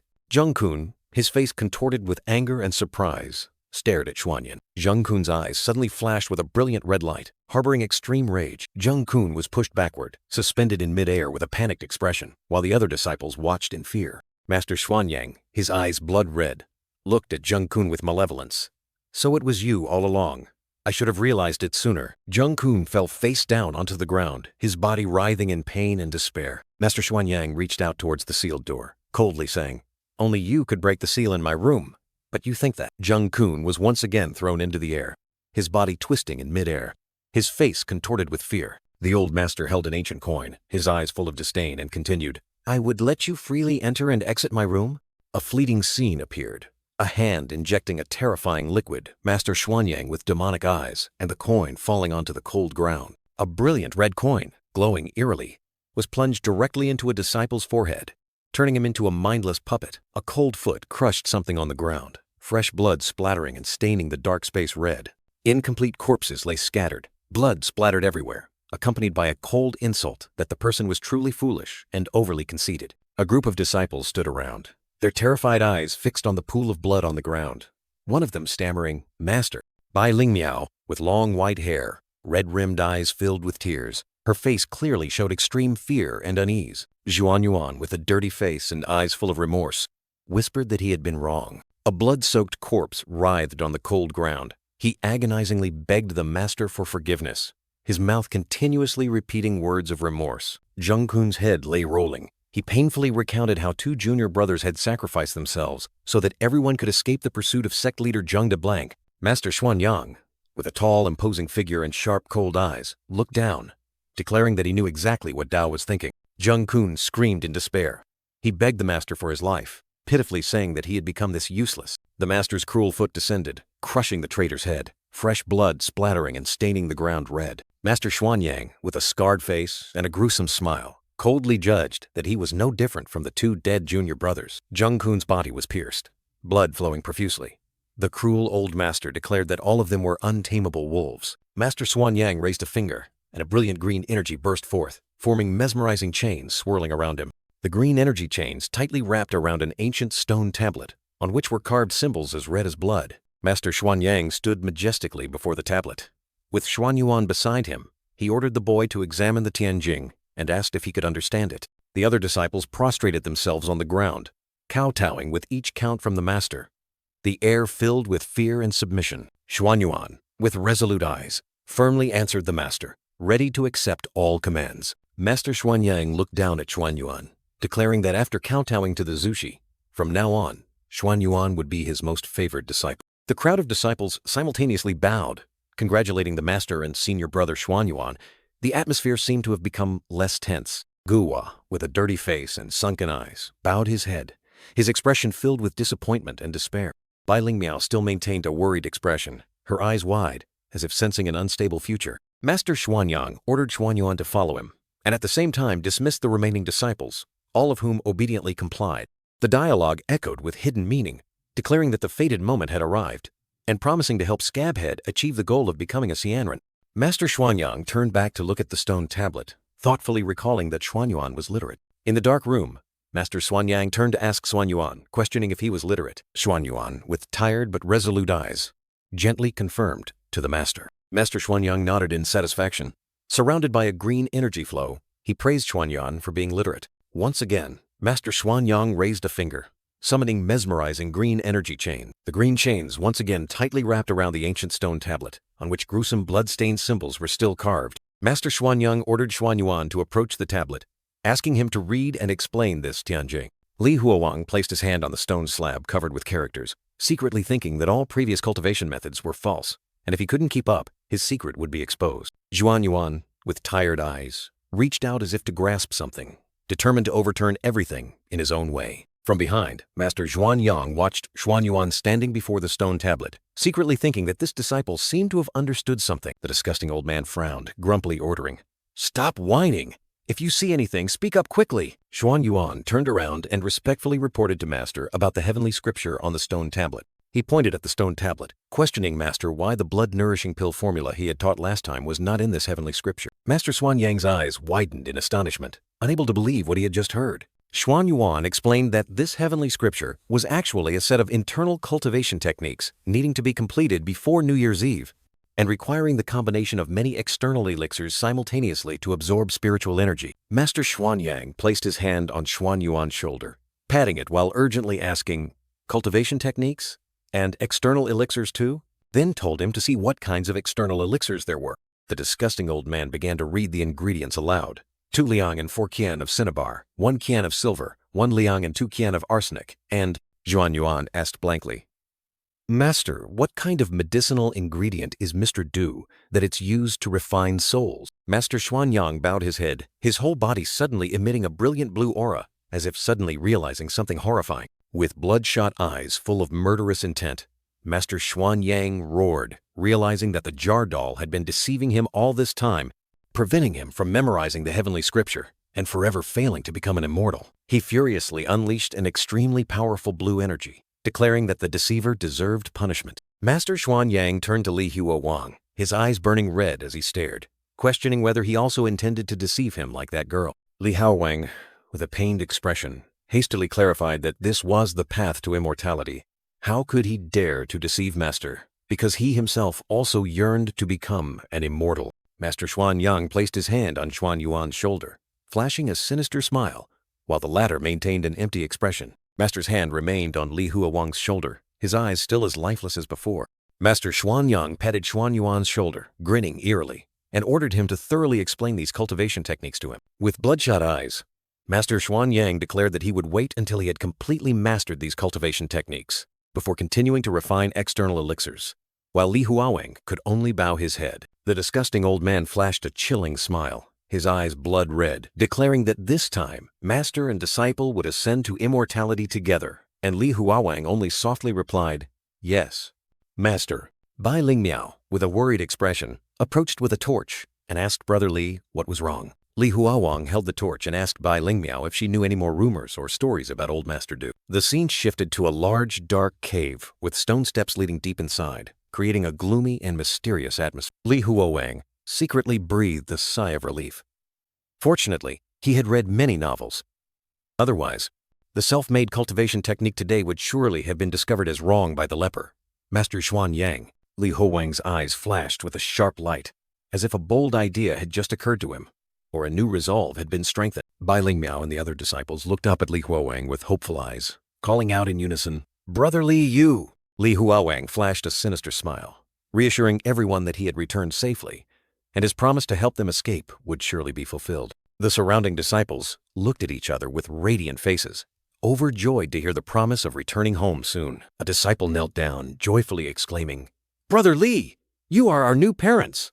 And the others echoed in agreement. Li Huowang stood upright, his sharp gaze fixed on the opponents, challenging them. "What are you doing? If not for the help of the Righteousness Hall today, I would have been finished.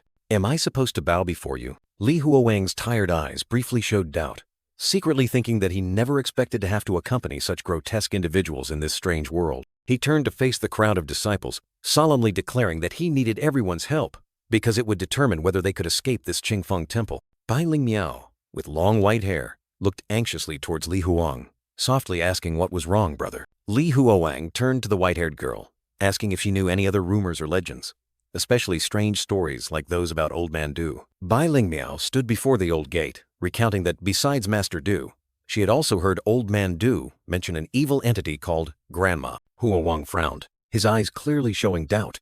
He didn't think Grandma was anything special. Bai Lingmiao hastily placed a finger to her lips, signaling Li Huowang to be silent, warning that if he didn't keep quiet, Grandma would hear, because it was truly an evil entity. The white-haired girl continued to speak of Grandma, saying that its form appeared differently to each person. Some saw it as a long-eared monster, others as a dead old person. She further emphasized that if they kept mentioning the name Grandma, then Bai Lingmiao shivered as she continued, asking Li Huowang what would happen, then revealed that Grandma would ride them. Immediately, a dark, terrifying energy, like a demonic spirit, suddenly shot down, illustrating her haunting warning. Bai Lingmiao's face turned pale with fear. She stammered that if that evil entity discovered them, then, with her face suddenly contorting into something horrifying, she reached out towards the terrified Li Huowang, growling that they would both turn into Grandma. After the terrifying moment, Bai Lingmiao returned to normal, smiling as she asked Li Huowang what he thought of the information she had just shared about Grandma. Li Huowang remained silent, his eyes thoughtfully looking forward, seemingly trying to sort out the strange information he had just heard. He turned to the white-haired girl, wondering if being near Grandma for too long would turn one into it, then quickly accepted the useful information just provided and asked if she knew anything else. Immediately, a few other disciples in the crowd also eagerly raised their hands, vying to say that they also knew similar stories. Gua, with an excited expression, told a chilling story about someone skinning children, stuffing them into dog skins to train them like dogs, and then using them to perform circus acts on the streets. Li Huowang shook his head, his eyes displeased, stating clearly that he didn't want to hear ordinary horror stories, but rather strange, unusual things like what Master Du used to tell. Jiao Wu, another medicinal catalyst, immediately raised his hand, volunteering to tell about a species of mother-in-law fish that he had heard the elders in his family mention. He described the mother-in-law fish as not only having a strange appearance, but also only appearing during flood season. Li Huowang nodded, his face satisfied, acknowledging that this was indeed a strange story, and decided that mother-in-law fish counted. Sha Zi, another burly medicinal catalyst, also hastily raised his hand, stammering that he also knew a story. Li Huowang gently placed a hand on Sha Zi's shoulder, stopping him and saying that for now, that was enough, then instructed everyone to patiently await news from him. Sha Zi stared blankly at Li Huowang's retreating back, still not understanding what was happening. In an instant, a cylindrical object emitted a dazzling light, and a flickering figure shot away amidst the brilliant energy. Li Huowang suddenly clutched his head, his face contorted in sharp pain. He frantically wondered what was happening. Had his plan been discovered by that leper? Li Huowang and Bai Lingmiao stood next to Guo, who was holding out his hand as if begging, and a line of text urging readers to support them suddenly appeared, playfully breaking the fourth wall. Amidst the ancient architectural scene, a voice vaguely spoke of taking 2 hearts of grandma to refine essence, and a reminder to readers not to worry but to continue following. Li Huowang stood in contemplation, listening to the explanation of how to prepare medicine from mother-in-law fish and arsenic, a formula that sounded chilling just to hear. Master Xuanyang, with a distorted face and a twisted smile, praised the cleverness of the formula in using mother-in-law fish to balance the cold nature of arsenic. He continued to explain, his eyes full of madness, that the heavenly scripture even used grandma as an ingredient, a horrifying detail that made listeners shiver. Master Xuanyang's thin hand emitted a brilliant golden light, indicating powerful energy controlling something invisible. He raised the ancient golden bell high, golden light exploding around it, asserting his absolute authority in summoning and controlling. Li Huowang looked up with eyes full of bewilderment and confusion, seemingly trying to understand the nature of what was unfolding before him. The golden bell vibrated violently, creating chaotic, distorted energy currents, as if tearing apart space and reality. A dazzling beam of light shot out from the bell, piercing through space, pulling along some summoned entity, startling Li Huowang. Li Huowang clutched his head in pain, his face contorted by overlapping illusions and memories, wondering if his plan had been discovered by the bald old master. In the hallucination, a giant rock with glowing cracks appeared, symbolizing something mysterious and terrifying gradually being revealed. Li Huowang knelt down, horrified, looking up at the sky as purple and green energy currents swirled together, forming a bizarre entity. The entity gradually took shape, a doll spirit with a demonic, multi-eyed face, being combined from chaotic energy currents. The doll spirit, with a chilling smile and wide-open mouth, called Mr. Du, fully appeared, making the atmosphere gloomy and terrifying. Li Huowang stared at the newly appeared entity, his face covered in sweat, wondering if these 2 creatures were summoned by the bald old man using the bell. He stood stunned, his eyes full of doubt as he realized something even more horrifying, a dark secret gradually being exposed. Master Xuanyang, with a distorted face, was ravenously chewing a handful of dirty soil, an action so bizarre it was chilling. The doll spirit and Master Xuanyang stood facing each other, ancient glowing characters surrounding them, revealing the shocking secrets of the heavenly scripture. The doll spirit, with a demonic face and wide-open mouth, continued to explain mysterious incantations or formulas, further bewildering Li Huowang. Master Xuanyang stood with his back to Li Huowang, his tone full of confidence, declaring that although the items in the heavenly scripture were hard to find, for him, it was not a problem. Li Huowang looked at the old master with a scrutinizing gaze, wondering if the 2 newly summoned entities could help him find the ingredients for refining elixirs. He turned around, his face twisted in a sneer of contempt, firmly asserting that he would steal those ingredients, as no one would ever give them away for free. He revealed that Master Du was what he summoned with the bell, a being with countless tricks to find anything, and he had to expend great effort to steal this bell. A memory surfaced. Master Xuanyang, as a child, huddled with a haggard expression, recalling how an old beggar stole his steamed bun, thus realizing the truth of life. The scene turned blood red. Master Xuanyang declared his life philosophy was encapsulated in one word: steal, and reminisced about his audacious robberies in his youth. He continued to boast about his victories of stealing from women, horses, silver, even magical artifacts, culminating in stealing disciples. Master Xuanyang proudly declared that he had seized the entire Qingfeng temple, asserting his greedy and powerful nature. He placed a hand on Li Huowang's shoulder, his tone full of instruction. You must listen to your elders. Haven't you heard what the clay statue said? Master Xuanyang looked at Li Huowang with a gaze full of fake concern, saying that he only taught him because he considered him family, and this was a valuable lesson. Li Huowang hesitantly asked, "But Master, what if I fail?" His eyes revealing anxiety and unease. Master Xuanyang turned his back, his face darkening with rage, roaring, "Hopeless, completely hopeless! How can someone who knows how to read be so foolish?" Li Huowang was looking up, his face tired but his eyes full of contemplation. Seemingly recalling his master's teachings, Xuanyang appeared with a distorted face, his finger pointing upwards, angrily recounting how he was once considered talentless, without a spiritual core. He erupted with dark power, declaring that he would show those who once scorned him who truly lacked a spiritual core when he became an immortal. Li Huowang suddenly awoke, his face full of bewilderment as a strange question echoed in his mind. New Year's Eve dinner? He sat at the dining table, his eyes firm as he ordered the other disciples to set out more bowls and chopsticks for the deceased, wanting them to celebrate the new year together. Eerie ancient script flashed by, explaining the heavenly scripture, a strange cultivation method capable of plundering from the weak. Huowang knelt amidst a pile of disgusting alchemy ingredients, looking up at his master with questioning eyes, asking if it was time to open the furnace. He stared at the flame, secretly thinking that this mad old man would surely eagerly open the alchemy furnace immediately. But contrary to expectations, Xuanyang casually said there was no need to rush. It was still early before the Lunar New Year, and suggested having the New Year's Eve dinner first. Once again, Li Huowang fell into contemplation, the question New Year's Eve dinner reappearing in his mind with a complex expression. Xiao Li still sat at the dining table with the other disciples, resolutely demanding that enough bowls and chopsticks be set out for the deceased so they could celebrate the new year together. Master Xuanyang burst into savage laughter, pleased with the sight of his disciples gathered, declaring that this was the true meaning of the new year. He noisily ate dumplings, his distorted face clearly showing satisfaction, praising the food as absolutely delicious. Xuanyang urged the disciples to eat, asking why everyone was just sitting there blankly. The other disciples, including Huowang, could only look at each other in silence,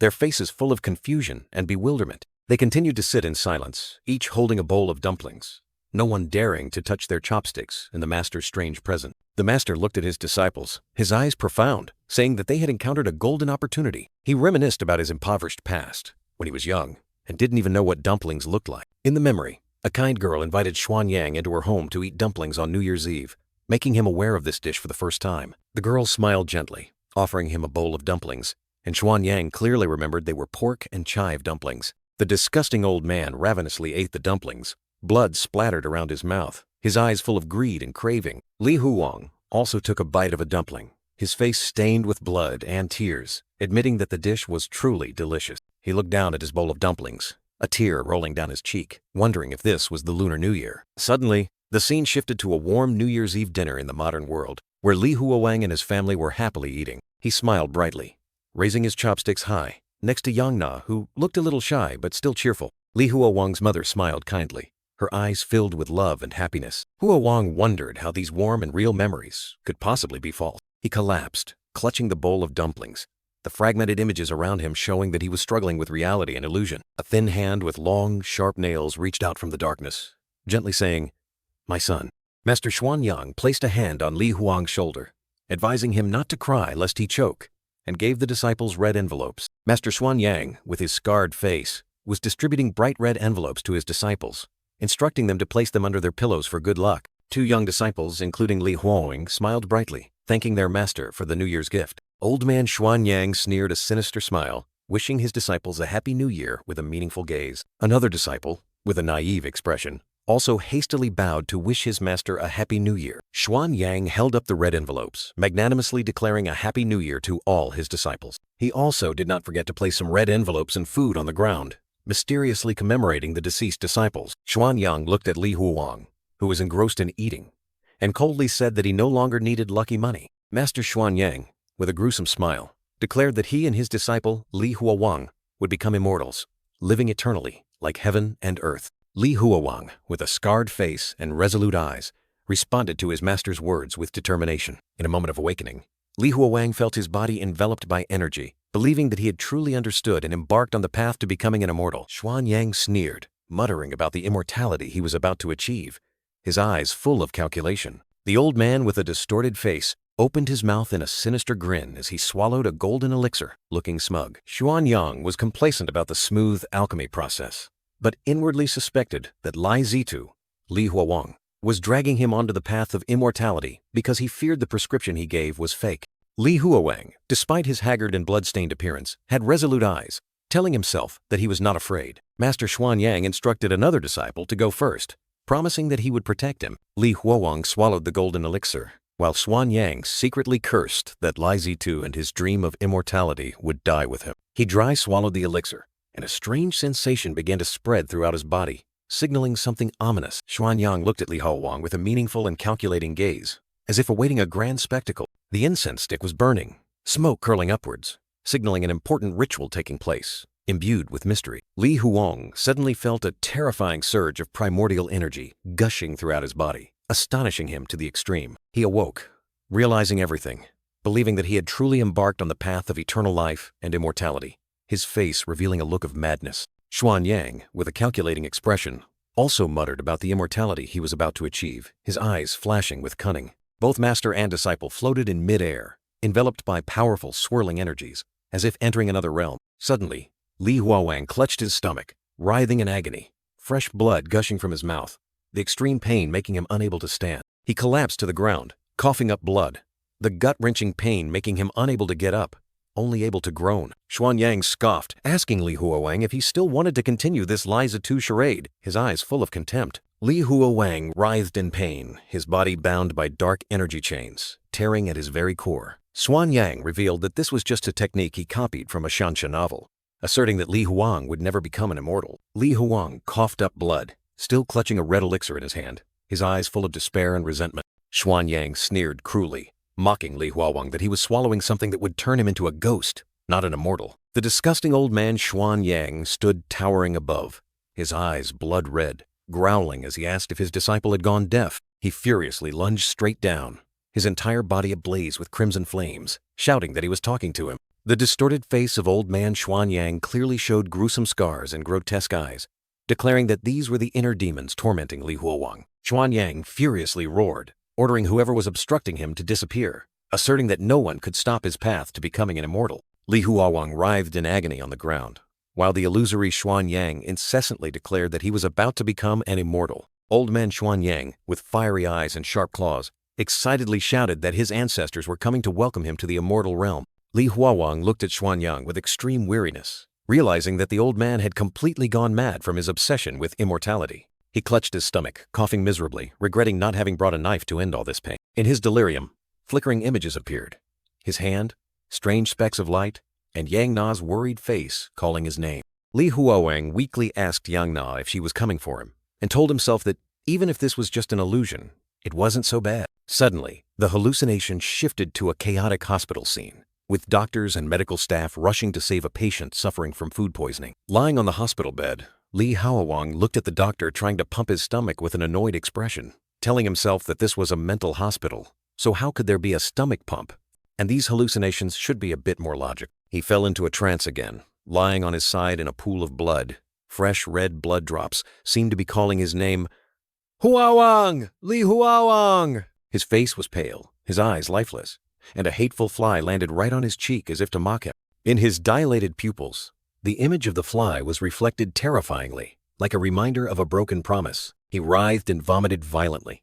Disgusting. Black substances gushed from his mouth as if his internal organs were being drained. Li Huowang coughed violently.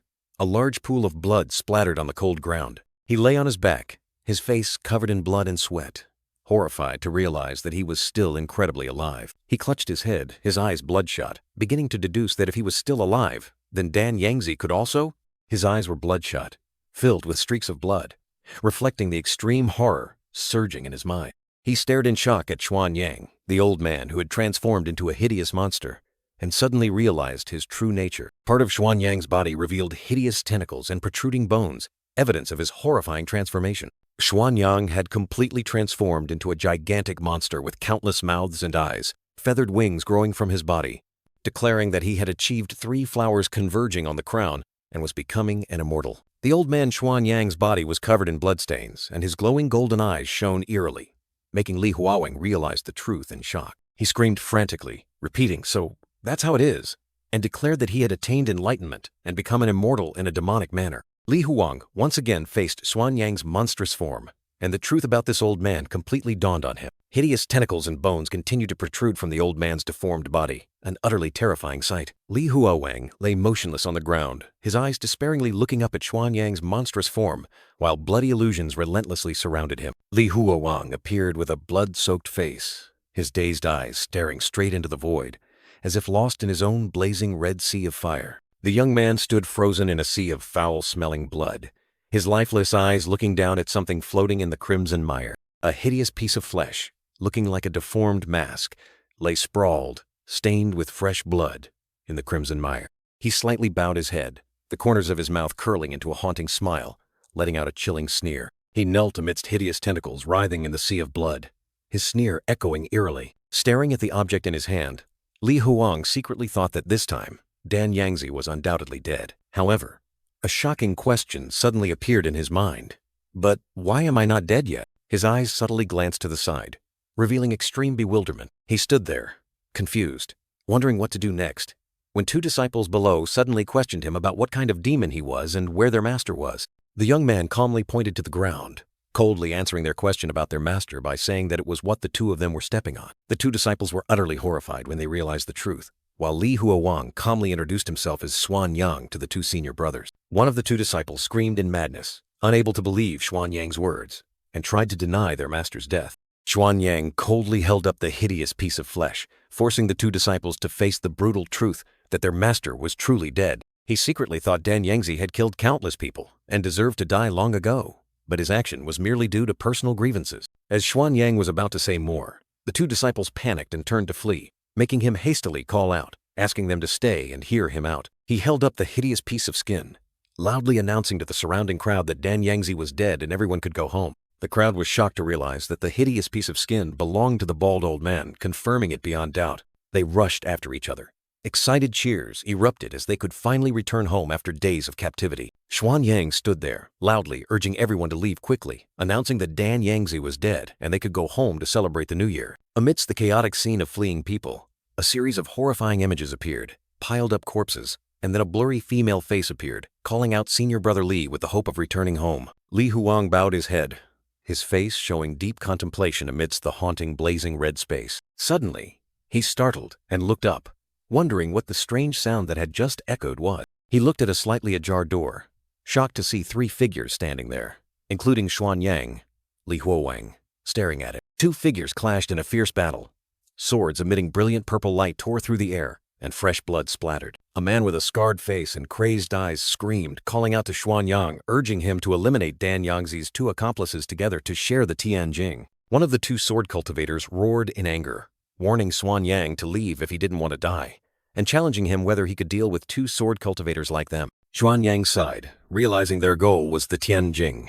But in his mind, he corrected himself that it was just an ordinary ancient book. Then he extended an invitation to the three senior brothers to join him. Two faces, one of Li Huowang and one of Xuanyang, appeared in parallel with bloodshot eyes and distorted effects, while a cold voice declared that if junior brother Xuanyang was not interested in the Tianjing, he should leave. Amidst the chaos of illusions, a bloody hand reached out in vain as Li Huowang screamed Nana, Yang Na's name, trying to hold on to the girl falling freely amidst the blazing red distorted space. Li Huowang, his clothes stained with blood, turned his back on the three senior brothers and declared that he would leave first, promising to meet them again. He led a panicked crowd fleeing, warning them not to look inside curiously because his senior brother's swords showed no mercy. Dawn broke over a majestic mountain valley, where a small house was hidden among the trees. A foot stepped decisively on the ground, signaling the start of a new journey. The crowd cheered joyfully upon escaping, while Huowang wondered if he had been in the alchemy room all night with that bald old man. Bai Lingmiao gently pulled Huowang's hand, the white-haired girl's face showing worry as she suggested they both leave together. He stopped abruptly, his rough hand grasping her soft one. He handed the white-haired girl a small package, instructing her to find an escort to deliver the deceased's last messages to their family. Bai Lingmiao looked up at him, her eyes welling up as she asked, "Senior brother Li, aren't you going home?" Huowang was startled by the question about home, realizing he had nowhere left to go. He turned and walked away amidst the bustling crowd, his gaze lost among the people finding their way home. Lying prostrate on the ground, Huowang realized the effects of the hallucination-suppressing medicine were fading, and he hadn't eaten black tai sui for the past month. He closed his eyes tightly, longing to see Yang Na once more, even if only in an illusion. In a blood-red space, a figure was falling freely, and it was Li Huowang. A pale white hand reached out from above, trying to pull Huowang out of the pool of blood that was engulfing him. Bai Lingmiao appeared, reaching out to him and calling, "Senior brother Li, let's go together." However, Li Huowang refused, his lifeless eyes staring into space, saying that he had grown accustomed to this place. Another disciple looked at Huowang lying on the ground and Bai Lingmiao kneeling beside him, wondering why they weren't leaving when senior brother Li wanted to stay. Bai Lingmiao yelled angrily, her ruby eyes flashing with indignation. The surrounding crowd fell silent, terrified by the white-haired girl's outburst. Bai Lingmiao softened her tone, offering Huowang to come to her home if he couldn't return to his old one, promising that her house was spacious enough for him. Suddenly, a familiar voice echoed in his mind. "Huowang, you still have me." The scene shifted to a modern hospital, where Li Huowang lay motionless on a hospital bed, surrounded by medical equipment and worried loved ones. Huowang opened his eyes, his face gaunt and tired behind the oxygen mask, the steady beep of the machines echoing. A glowing butterfly fluttered above his eyes, and the urgent call of Li Huowang rang out. He looked up at the butterfly, calling out Nana with a stunned expression, disbelieving his own eyes. The call of Li Huowang grew stronger, pulling him back to reality. In the blood-red space, Yang Na was falling freely towards him, the two worlds seemingly intersecting. Yang Na held him tightly, the modern girl's face filled with sorrow and determination. She looked straight into his eyes, her voice full of love and resolve. "Huowang, promise me, no matter what happens, never give up. You must live well, okay?" Li Huowang, his bloodshot eyes full of haunting intensity, softly whispered his acceptance of a mysterious promise, as if committing to a dark part of his soul.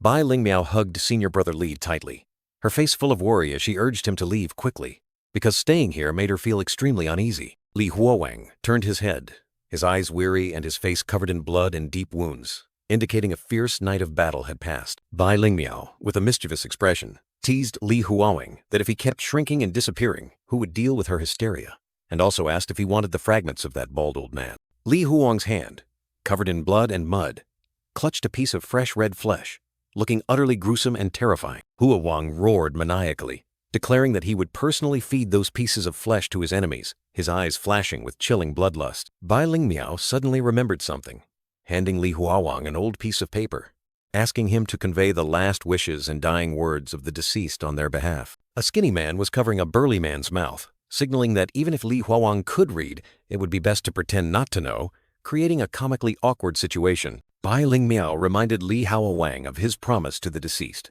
emphasizing that a true man should never break his word. Li Huowang clutched the piece of paper in his hand, his eyes firm as he replied, "All right," accepting this heavy responsibility. Senior brother Li, with a resolute expression, declared it was time to leave, his eyes showing weariness but also resilience. Li Huowang ordered the crowd to find food first to prepare for the long journey, and also said that he had one important matter to resolve. He stood amidst the ruins, wondering why the Black Tai Sui had disappeared from Qingfeng Temple, worried that without it, he wouldn't be able to suppress his hysteria. Huowang stared at the only remaining alchemy room where that bald old man had ascended, his eyes full of suspicion and vigilance. Li Huowang watched in astonishment as a deformed creature crawled out of the cave, wondering if it was related to the remnants of Dan Yangzi. He was shocked to realize that the Black Tai Sui was shrinking abnormally, an ominous sign for his condition. Li Huowang stood amidst the gruesome tentacles, wondering if this creature was connected to Dan Yangzi's life, a haunting question. He was once again teased by Bai Lingmiao, who asked if he kept shrinking and disappearing, who would deal with her hysteria, and if he wanted the fragments of that bald old man. Li Huowang's hand, covered in blood and mud, once again clutched a piece of fresh red flesh, this action further affirming his desperation and survival instinct. Huowang roared maniacally, declaring that he would personally feed those pieces of flesh to his enemies, his eyes flashing with chilling bloodlust, repeating the haunting threat. Li Huowang's hand reached out, touching the gruesome chunks of flesh, preparing to swallow them to maintain his sanity. He tilted his head back, swallowing the repulsive things, his whole body trembling violently in pain and horrifying transformation.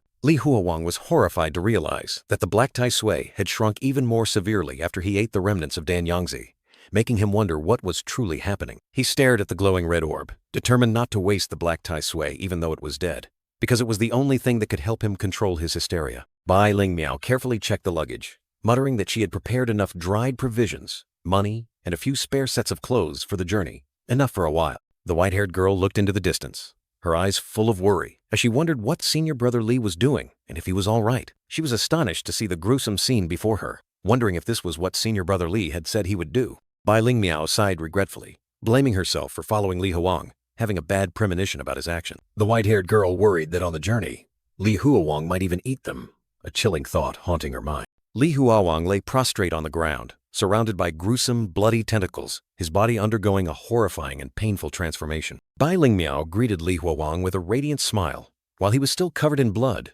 his face weary. Li Huowang told himself that the black Tai Sui could suppress his madness, but it was gradually shrinking and at risk of disappearing completely. The white-haired girl kindly handed Huowang a clean set of clothes, reminding him that his attire was filthy. Bai Lingmiao gave a mischievous smile, asking Li Huowang if he had forgotten to bring anything else. Li Huowang sighed softly, deciding that he needed to check one more location before leaving. A corner of an ancient roof appeared, hinting at a familiar yet mysterious architectural structure. Li Huowang stepped into a silent main hall, wondering if the senior brothers had already resolved everything. He called out loudly, awaiting an answer from the fighting senior brothers. Li Huowang's face suddenly changed color, his eyes widening in horror at the unexpected sight. He was shocked to realize that all the senior brothers were dead, their bodies strewn in pools of blood, a scene of ultimate tragedy. Li Huowang reached out and touched the hilt of a sword, thinking to himself that the sacrificed senior brother would no longer need it.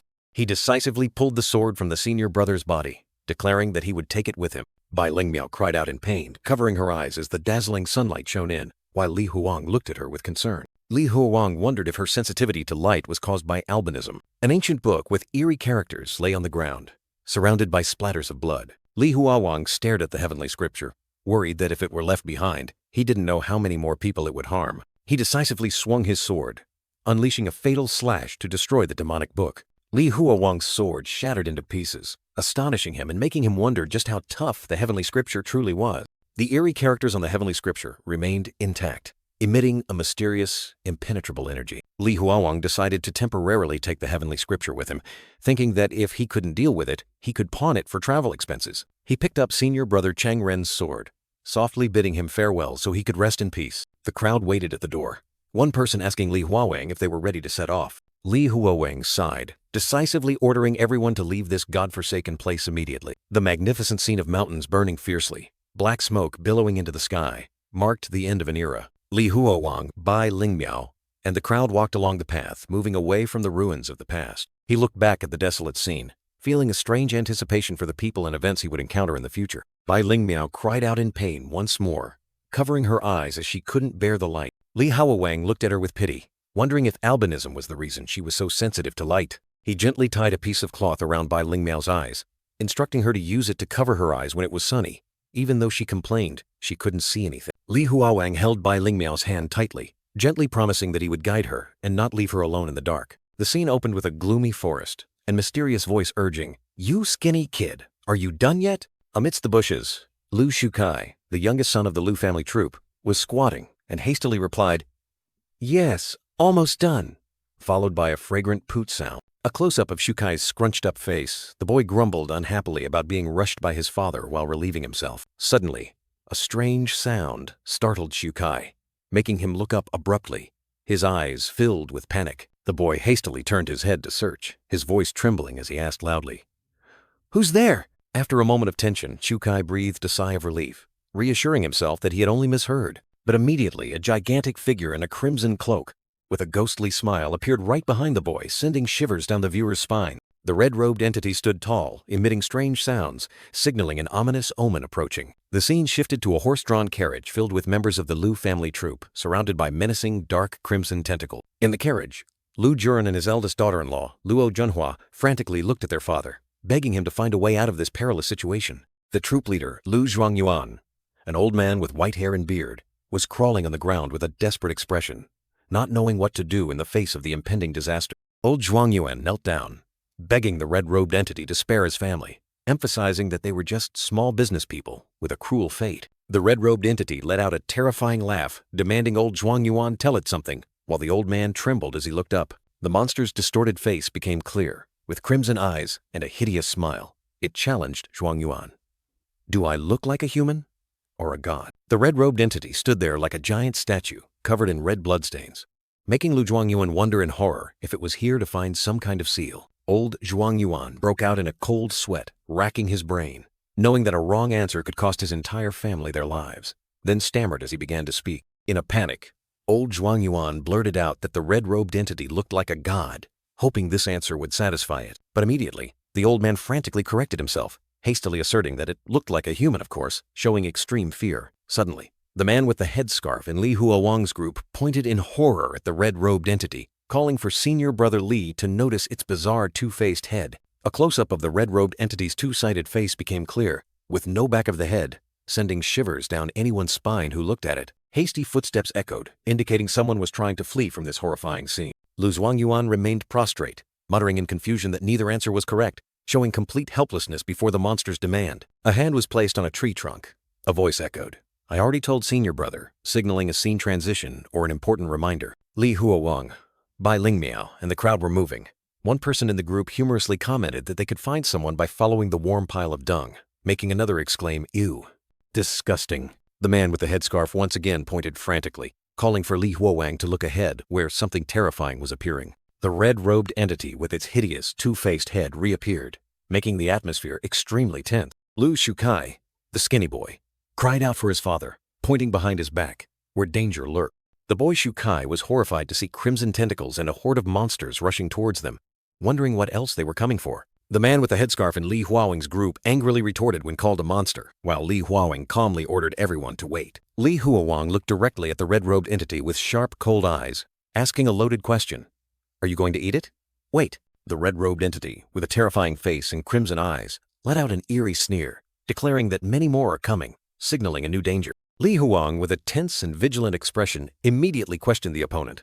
"What are you?" The red-robed entity let out another terrifying laugh, its distorted face revealing sharp teeth, asserting that it was human and asking in return if it looked like one. Without hesitation, Li Huowang bluntly retorted, "You look like trash," then unleashed a sharp sword strike, deciding to attack before being passive, because the best defense is a good offense. The young man shot into the air with astonishing speed, his gleaming sword tip aimed directly at the enemy, leaving behind the panicked villagers huddled by the carriage. With a decisive shout, he poured all his strength into the sword strike, charging straight to attack the red-robed entity standing tall in the night. His sword blade passed straight through the entity, but terrifyingly, it caused no physical injury, leaving only a hideous smile on the monstrous face. Li Huowang's sword strike was like passing through an illusion, leaving no trace on the enemy's demonic body, rendering physical attacks completely ineffective. The young man retreated cautiously, realizing that physical attacks were ineffective, and began to think about a different strategy. With a flash of light in his eyes, Li Huowang decided to try another method, pulling out a small, mysterious bronze bell.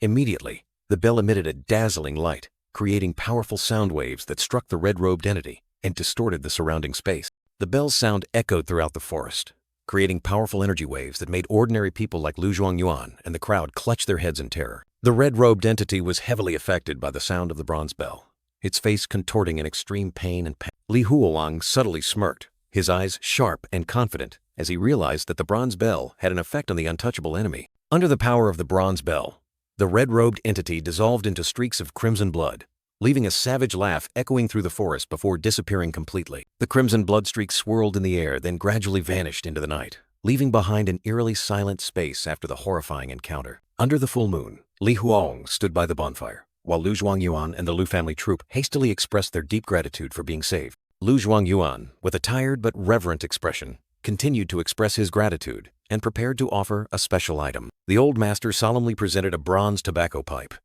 explaining that it was a way to show respect to a master and could help purify the mind. Li Huowang politely declined the gift, saying he didn't smoke, and immediately asked Lu Zhuangyuan about the nature of the entity they had just faced. Lu Zhuangyuan asked back in surprise, "Doesn't the young Taoist priest know?"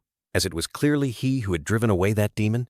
Li Huowang scratched his head awkwardly, then asked if Lu Zhuangyuan had a map of the area, explaining that his group were strangers and had gotten lost. Lu Zhuangyuan replied that he didn't have a map, but his family frequently traveled in this area, so he knew all the roads well. The old master asked Li Huowang where he intended to go, then suggested they could travel together if they were heading in the same direction, as he believed this Taoist priest has real skill and could protect his family from the recent danger. Li Huowang replied that they were heading towards Jianye and would need guidance, while Lu Zhuangyuan happily thought that this young Taoist priest is too kind and everything could be negotiated. Meanwhile, crimson blood streaks reappeared and swirled in the forest, accompanied by a terrifying hee-hee laugh, signaling that the red-robed entity had not completely vanished. Li Huowang mused that he had quite a few places to go and had to bring these junior brothers and sisters home safely. He looked towards Bai Lingmiao and the others, his eyes filled with sadness as he thought about so many people who could never return home. He continued, saying that he had to personally deliver the news to their families one by one, a heavy and sorrowful task. Lu Zhuangyuan listened with an understanding expression, nodding slightly and saying, "I understand," sensing the burden on the young Taoist priest's shoulders. Sitting by the flickering bonfire, Lu Zhuangyuan diligently sketched a map, carefully guiding Li Huowang on their current location. On the crude map, the old master meticulously pointed out important landmarks such as Hushu, Xiqi, and Nanping Kingdom, outlining a challenging route. He continued to explain the path from Wuligang through Jianye Town to the distant Xijing, each name harboring unforeseen challenges. Li Huowang intently looked at the map, a question arising in his mind about this world, whether there was a unified empire or a central government ruling. He turned to Lu Zhuangyuan, asking about the direction to Liang Kingdom, a place he absolutely had to reach. Lu Zhuangyuan was slightly surprised, his eyes scrutinizing the young Taoist priest. As he mentioned, the unfamiliar Liang Kingdom. The old master pondered, explaining that Liang Kingdom was not only thousands of miles away, but had also been a fierce battlefield with Nanping Kingdom just a few years prior, causing the entire group around them to murmur with worry. Bai Lingmiao sat quietly in a corner, her faint red eyes gently lowered, seemingly lost in her own thoughts. She gently raised her head, her eyes looking directly at Li Huowang with a reassuring gaze, as if to say, "Don't worry, I'm here." Li Huowang offered a faint smile, replying to her with a firm promise, "I will take you home safely." Lu Zhuangyuan happily suggested that Li Huowang accompany them to Jianye Town, where they could rely on each other for a stretch of the journey. A boy in the troop excitedly raised his hand, exclaiming that his family was also in Jianye Town, expressing his joy at soon returning home. The boy continued, saying that Jianye Town had reliable escort services, capable of sending letters anywhere in Nanping Kingdom for just a few silver coins. Li Huowang looked at the boy, his eyes showing a hint of contemplation as the name Jianye Town echoed in his mind. He nodded slightly, his hand clenched as if he had made an important decision, ready for the journey ahead. Lu Zhuangyuan smiled broadly, praising Li Huowang as a kind young Taoist priest and expressing satisfaction at being able to travel with him. Suddenly, the scene shifted to a gloomy forest with gruesome red bloodstains scattered everywhere and a savage hee-hee laugh echoing, signaling an unforeseen danger. The Lu family troop continued their journey in an old horse-drawn carriage, the creaking of its wheels echoing on the dusty road. Li Huowang asked Lu Zhuangyuan about the troop's business situation as they traveled through a barren, desolate land. The old master sighed wearily, lamenting the difficult times, explaining that after droughts and floods, the people of Nanping Kingdom were struggling to find food. He continued, saying that ordinary people no longer had money to watch plays or tip, which made Li Huowang wonder if there were any wealthy gentry or landlords left. Lu Zhuangyuan shook his head, saying that the wealthy now didn't even hire troops for funerals, only doing it perfunctorily with a simple meal. Shazi suddenly turned his head, his scarred face twisting into a crooked smile, his eyes fixed on Li Huowang. Two children in the troop screamed "Ghost!" in fright and cried out for their mothers when Shazi unexpectedly appeared before them. The man carrying the baby on his back sighed, lamenting that they could not compare their talents to the young Taoist priest. Lu Zhuangyuan praised Li Huowang as a talented young Taoist priest with a bright future, but he humbly replied. Li Huowang continued his journey, asking Lu Zhuangyuan if there were any famous sects in Nanping Kingdom that possessed special abilities. He turned to look at the old master, his firm gaze emphasizing that he was looking for people with special abilities like himself. Lu Zhuangyuan pondered for a moment, then spoke of a sect in Xijing City that was very skilled at helping people have children, which slightly confused Li Huowang. The old master offered his pipe to Li Huowang, saying that if he went to Xijing, he only needed to ask anyone on the street to learn about that strange sect. A young member of the Lu family troop excitedly pointed forward, loudly calling for his father. The entire Lu family troop, along with Li Huowang and Bai Lingmiao, finally arrived at Wuligang, an ancient village nestled in the valley. Lu Zhuangyuan turned to invite the young Taoist priest Li Huowang to the open ground in front of the village to prepare for the performance, and he happily agreed. Suddenly, Li Huowang hastily reached out towards Bai Lingmiao, as if to stop her from doing something. Li Huowang's face showed extreme bewilderment. He tremblingly asked Bai Lingmiao, "Did I ever look like this when I was at Qingfeng Temple?" The entire Lu family troop, along with Li Huowang and Bai Lingmiao, finally arrived at Wuligang, an ancient village nestled in the valley. Lu Zhuangyuan turned to invite the young Taoist priest Li Huowang to the open ground in front of the village to prepare for the performance, and he happily agreed. Lying on a pile of straw, Li Huowang pondered Xijing and its sects, wondering if Tanzi was a reliable sect. A piece of straw accidentally fell on his hair, but he remained pensive, his gaze distant as if lost in another world. Bai Lingmiao sat down next to Li Huowang, smiling playfully when he wondered why she had removed her blindfold even though it wasn't dark yet. She handed an old bronze mirror to Li Huowang, explaining, "This is an actor's makeup mirror. You can clearly see your reflection in it." Suddenly, Li Huowang hastily reached out towards Bai Lingmiao, as if to stop her from doing so. Li Huowang's face showed extreme bewilderment. He tremblingly asked Bai Lingmiao, "Did I ever look like this when I was at Qingfeng Temple?" Bai Lingmiao affirmed to Li Huowang, "You've always looked like that," while also anxiously asking if he saw anything unusual when looking in the mirror. Li Huowang denied, "No, nothing," but in the mirror, his current image and memories of himself in high school at the hospital intertwined, making him doubt his age change. He sighed wearily, realizing his mind was in chaos and his memories were fragmented, making his life now nothing short of a joke. On stage, a male actor in ancient costume, holding a weapon, bravely shouted, beginning the performance. The actor looked down at a little girl huddled, crying miserably, complaining about being cruelly driven out of her home by her uncle. The child actress sobbed, pinching herself to add to the pathos, lamenting her and her daughter's miserable fate, enduring hunger and cold like roadside weed. The baby in her arms also wailed, as if to confirm the lament about being so hungry they had to beg. The surrounding crowd applauded enthusiastically, while Li Huowang quietly observed, realizing that the Liu family troupe earned their living through passionate performances. Lu Zhuangyuan suddenly turned to look directly at Li Huowang, letting out a meaningful sigh. The old master hastily approached, eagerly saying that the young Taoist priest had arrived at just the right time, which made him wonder what was happening. Lu Zhuangyuan clasped his hands, his face full of worry, revealing, "My work is in a bit of trouble. Could the young Taoist priest help?" Li Huowang was bewildered, honestly saying, "Old Master Lu, I don't know how to sing opera. I'm afraid I can't help you." Lu Zhuangyuan hastily waved his hand, reassuring Li Huowang that he didn't need to sing opera, but there was something else he could help with. The old master explained.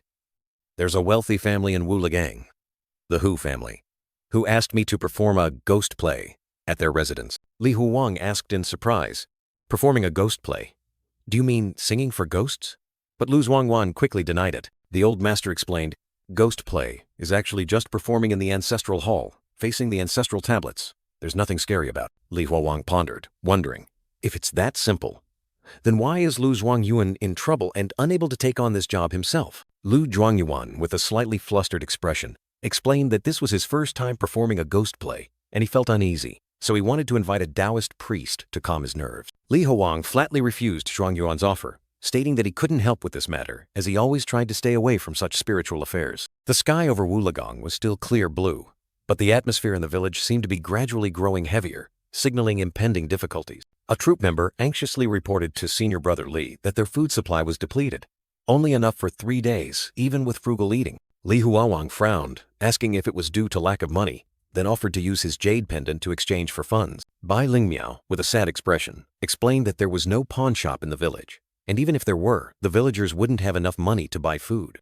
While Li Huowang was deep in thought, Lu Zhuangyuan suddenly appeared, hastily calling him, seemingly having an important favor to ask. Old Zhuangyuan earnestly persuaded Li Huowang to reconsider, emphasizing that Master Hu was very generous and would surely pay a handsome price. Li Huowang looked at him with a scrutinizing gaze, directly asking how much the other party had offered for this job. Lu Zhuangyuan excitedly raised both hands, enthusiastically revealing that Master Hu had offered 10 taels of silver, a considerable sum. Bai Lingmiao and Li Huowang were both surprised by the large sum.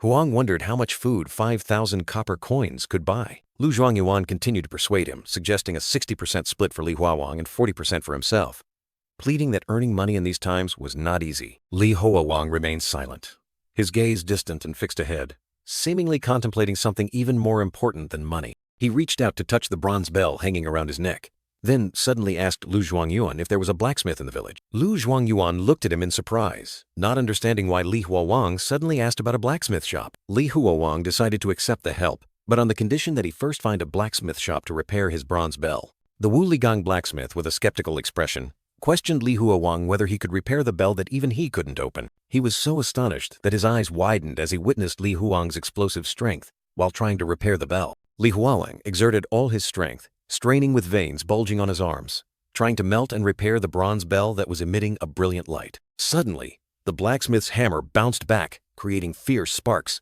showing how hard the bell was.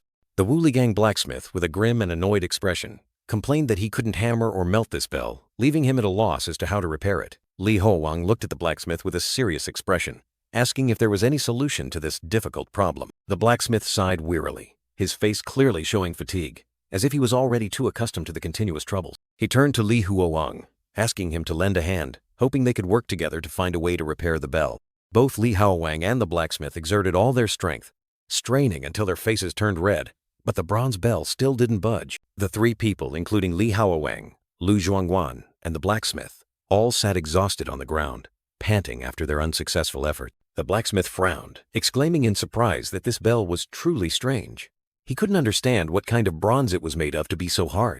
Lu Zhuangyuan looked at Li Huowang, reminding him that this bell had been dented since the last time he took it out, but that didn't stop him from using it. Li Huowang looked at Lu Zhuangyuan, suggesting they should go to the ancestral hall first, as Master Hu was surely losing patience. He decided to try again himself, his firm gaze fixed on the glowing red jade pendant resting in his palm. The blacksmith Wu Ligang was still skeptical, challenging him by saying that if both of them couldn't do it, how could he alone succeed? The blacksmith's eyes suddenly widened in astonishment, as eerie red lights instantly flared up around Li Huowang. Li Huowang calmly held the bronze bell, the deep scars on his arm serving as proof of extraordinary effort.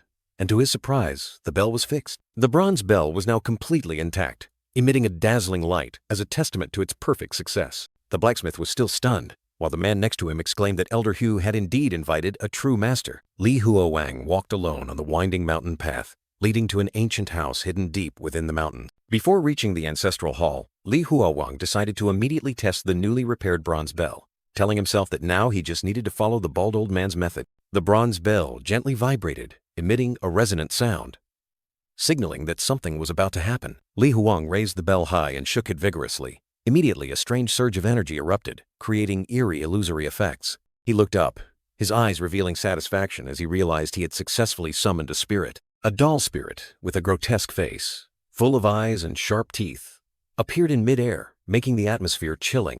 Although he only summoned a single Mr. Yu, Li Huowang remained calm, observing the strange entity before him. Next, Li Huowang followed the bald old man's method, bending down to scoop up a handful of dusty soil. Without hesitation, he put the handful of soil into his mouth and began to chew, a bizarre yet purposeful action. Li Huowang looked up at the doll spirit, asking if it could understand his words. The doll spirit immediately replied, confirming that it could fully understand his language. Li Huowang continued to question whether the spirit could be controlled by him, but he suddenly realized his voice had been strangely distorted. The doll spirit immediately named its price, declaring that to control it, Li Huowang would have to pay 3 months of his lifespan. Li Huowang immediately haggled, deeming the price too expensive, but the doll spirit firmly refused any negotiation. Sighing in exasperation at his inability to bargain, Li Huowang ordered the spirit to disappear, telling himself that from now on he would have to use this power more sparingly. Under the dim moonlight, the Hu family ancestral hall appeared majestic and silent, awaiting the upcoming ritual.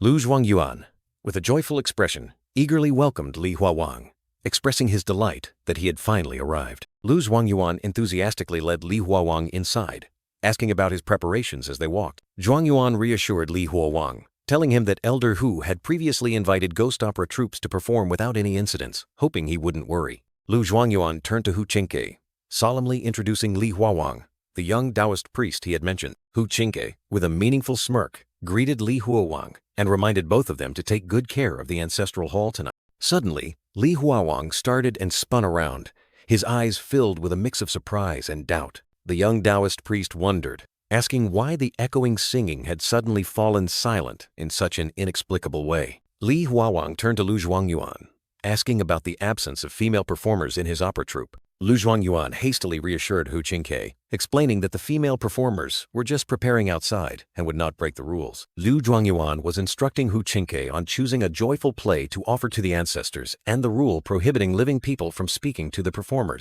Elder Lu reassured Hu Qingke that no rules would be broken, while Li Huowang stood nearby listening. Huowang secretly thought that everything seemed to be going smoothly, but he still felt an indescribable unease in his heart. The melodious sound of the erhu rang out, opening the enchanting play. Duke Gong enjoys wine and listens to frivolous songs. Another musician was also engrossed in playing, creating a rapid tune for the performance of Ji Junction Questions, the dance posture. On stage, 2 performers from the Lu family opera troupe were dramatically reenacting the stories of the tyrannical King Liang and the suffering people, and the hero of Nanping taught about water and fire. The sorrowful singing continued to echo, telling of ancient ambitions, bringing suffering to common people and success built upon 10,000 dry bones. Li Huowang peeked through the crack in the door, intently observing every movement of this strange performance. He noticed that while the stage was lively, the audience was eerily silent, causing Huowang's mind to wander.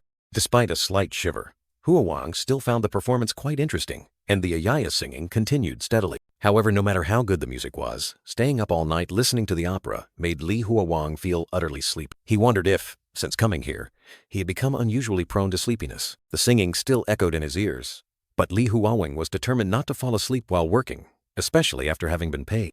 Suddenly, a strong premonition struck, jolting Huowang awake and making him realize something was wrong. He asked himself in astonishment, why did the singing suddenly stop? Li Huowang immediately rushed out the door, questioning Lu Shuangyuan about stopping the performance, while mysterious red spots began to appear on the ground. A chilling hee-hee laugh echoed, and the colossal red-robed entity appeared hovering in mid-air, engulfing the trembling performers. The terrifying face of the red-robed entity became clear. With glowing red eyes and a savage smile, it declared, "Excellent.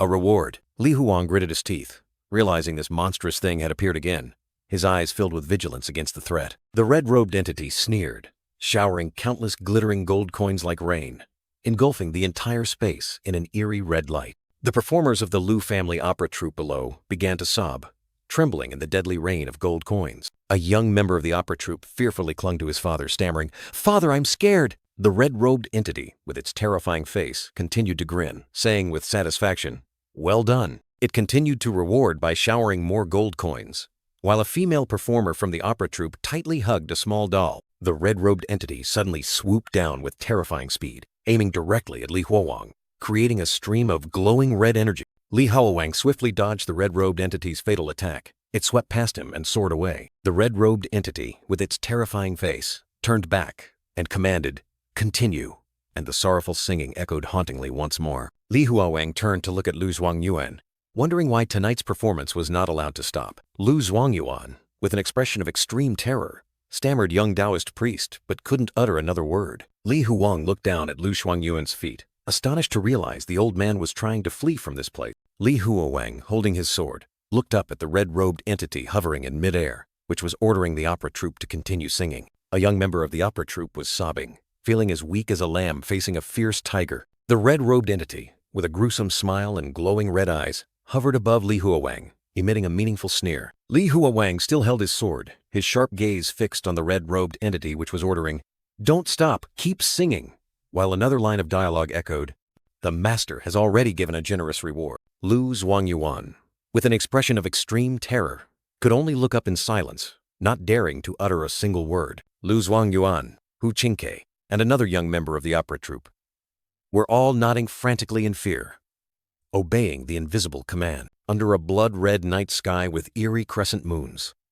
the village gate appeared hazy, and the opera troupe's singing began to echo once more. Li Huowang sat on the chair, his hand still on the hilt of his sword, wondering inwardly about the red-robed entity's true purpose, as it only appeared without attacking. The red-robed entity, with a half-human, half-demonic face and bloodshot eyes, was clapping along to the rhythm of the song, creating a haunting clang-clang sound. Li Huowang narrowed his eyes, his gaze revealing clear suspicion, wondering if the red-robed entity had truly only come to watch the opera. He suddenly realized that a fog was beginning to envelop them, and the red-robed entity's clang-clang clapping continued, making the atmosphere even more eerie. A thick red fog spread everywhere, engulfing both the village gate and the houses, creating a ghostly, terrifying scene. Li Huowang suddenly turned his head, realizing that Lu Zhuangyuan and Hu Qingke were trying to flee from this dangerous place. Another young member of the opera troupe was sobbing, feeling as weak as a lamb facing a fierce tiger, echoing the helplessness of those around him. The red-robed entity, with a gruesome smile and glowing red eyes, hovered above Li Huowang, emitting a meaningful sneer, as if to provoke him. The young performer, with a tear-streaked face and wide, terrified eyes, seemed to be directly illuminated by a stream of glowing red light. A glowing red object resembling a candle flew out from the red-robed entity's mouth, creating a horrifying whooshing sound. The red-robed entity extended its sharp, clawed hand, grasping the glowing red object flying from its mouth, its face still maintaining a grotesque smile. Li Huowang stood there, his gaze fixed on the red-robed entity, while it was devouring something, making the atmosphere suffocatingly tense. A horrifying scene unfolded as the red-robed entity was devouring the red objects, while the opera troupe members and Hu Qingke behind it all trembled in fear. The actor boy, with a pale face, tears streaming down, and eyes wide with horror, was completely distraught by the scene before him. The red-robed entity opened its mouth wide, revealing sharp teeth and a crimson space filled with distorted, disgusting faces, as if devouring fear. Li Huowang swung his sword fiercely, creating a sharp surge of momentum, charging straight towards the red-robed entity. Li Huowang's sword blocked a crimson object flying towards him, and he suddenly realized that the red-robed entity did not consume candles, but human fear. Li Huowang leaped into the air, confronting the red-robed entity directly, the two opposing forces creating a dramatic scene. Another face of the red-robed entity became clear, with crimson eyes and an angry expression, showing its displeasure at Li Huowang's accurate guess. Li Huowang, with a confident smirk, asked the red-robed entity directly, "Are you angry? Then I guessed correctly." He continued to provoke, ordering Lu Zhuangyuan not to stop, and if he was afraid of the strong wind, to just close his eyes and keep singing. Lu Zhuangyuan and Hu Qingqi, along with the actor boy, could only remain silent, trembling in fear, not daring to disobey the red-robed entity or Li Huowang. Li Huowang closed his eyes, feeling the changes in time and space, as if immersing himself in the rhythm of this eerie play. Li Huowang screamed in his restless sleep, his mind still tormented by his vow not to let down the people of Gu County. The red-robed entity, with a sinister smile, sneered, wondering what purpose this golden command had in summoning it. The colossal red-robed entity materialized, its crimson eyes looking down at Li Huowang and questioning, "Tell me, do I resemble a human or a god?" Without hesitation, Huowang retorted provocatively, charging into attack with his blazing sword.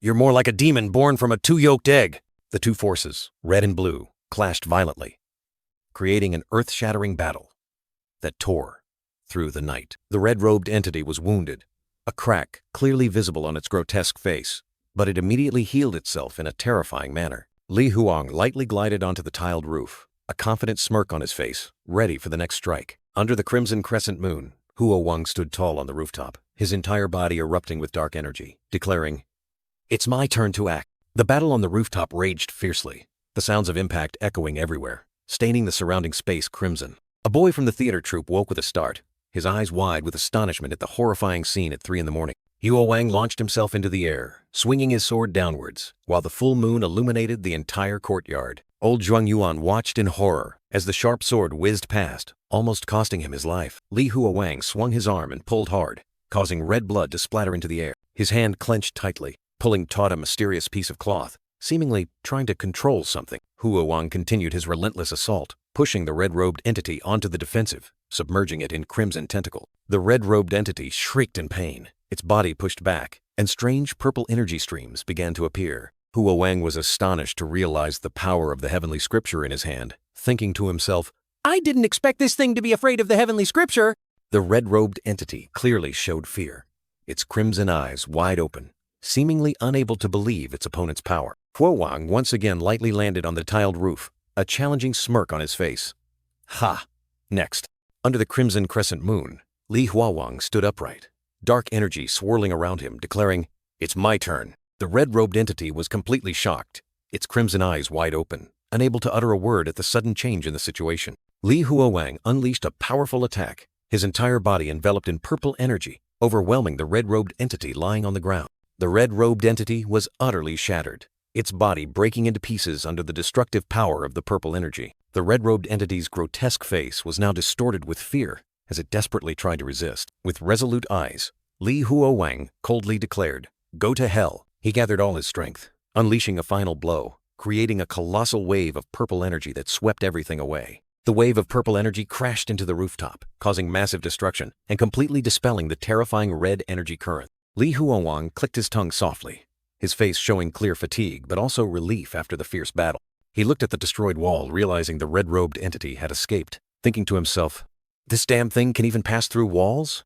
You're lucky you escaped quickly." Suddenly, Li Huowang turned around with a start when he heard the urgent call from Lu Zhuangyuan, who was running over breathlessly. Li Huowang took back his sword from Lu Zhuangyuan, his expression slightly doubtful when the old man asked if his sword had fallen near him. Lu Zhuangyuan suddenly revealed a sinister smile, his crimson eyes and sharp teeth questioning Li Huowang whether he looked more like a human or a god. Li Huowang was startled with horror, immediately realizing that this Lu Zhuangyuan was an imposter, a sense of unease surging within him. The young man regretted taking back his sword, as the red-robed entity suddenly attacked, its crimson tentacles tightly wrapping around his body. The red-robed entity cruelly commanded Pierce, its tentacles tightening and stabbing through Li Huowang's body. Li Huowang was in extreme pain as he was dragged away by the red-robed entity, his body almost torn apart by the terrifying force. The red-robed entity continued to sneer sinisterly, its crimson eyes seemingly wanting to devour the soul of its opponent. Li Huowang gritted his teeth and endured a crazed smile on his lips,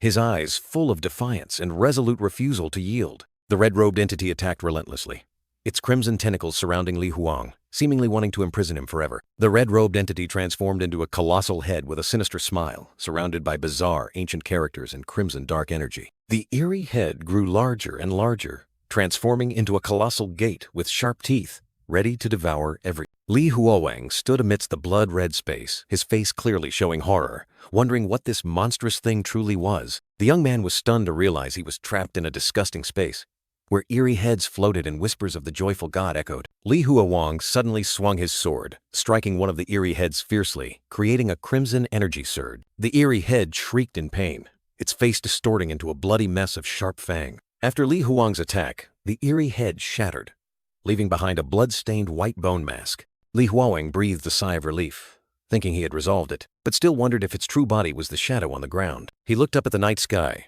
a crimson crescent moon hanging suspended. Li Huowang thinking to himself that it was almost 5 a.m. and everything was finally over. But then, another eerie head appeared, sneering and continuing its chilling songs about the joyful god, making Li Huowang turn back with a start.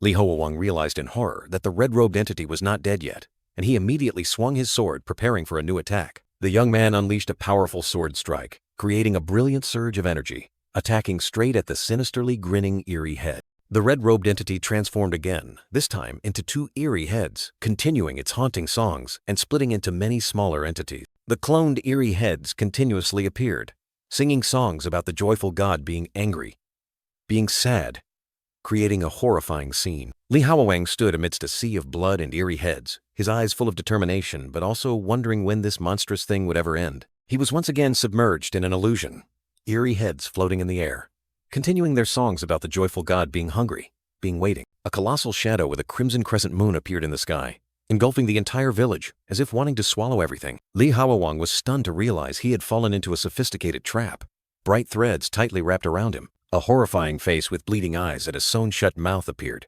welcoming Li Huowang into its illusory world. Li Huowang screamed in pain, trying to resist the manipulation, not wanting to think of the terrifying name that entity was trying to plant in his mind. He struggled in despair, but the energy thread still tightened, the crimson crescent moon above seemingly mocking the young man's helplessness. Li Huowang looked up in horror at an eerie structure, full of eyes and sharp spikes, twisting deep into space, wondering what kind of monster it was. The terrifying structure continued to distort, as if trying to bore through the sky itself, making the young man shiver involuntarily. Huowang's eyes were bloodshot, blood streaming down.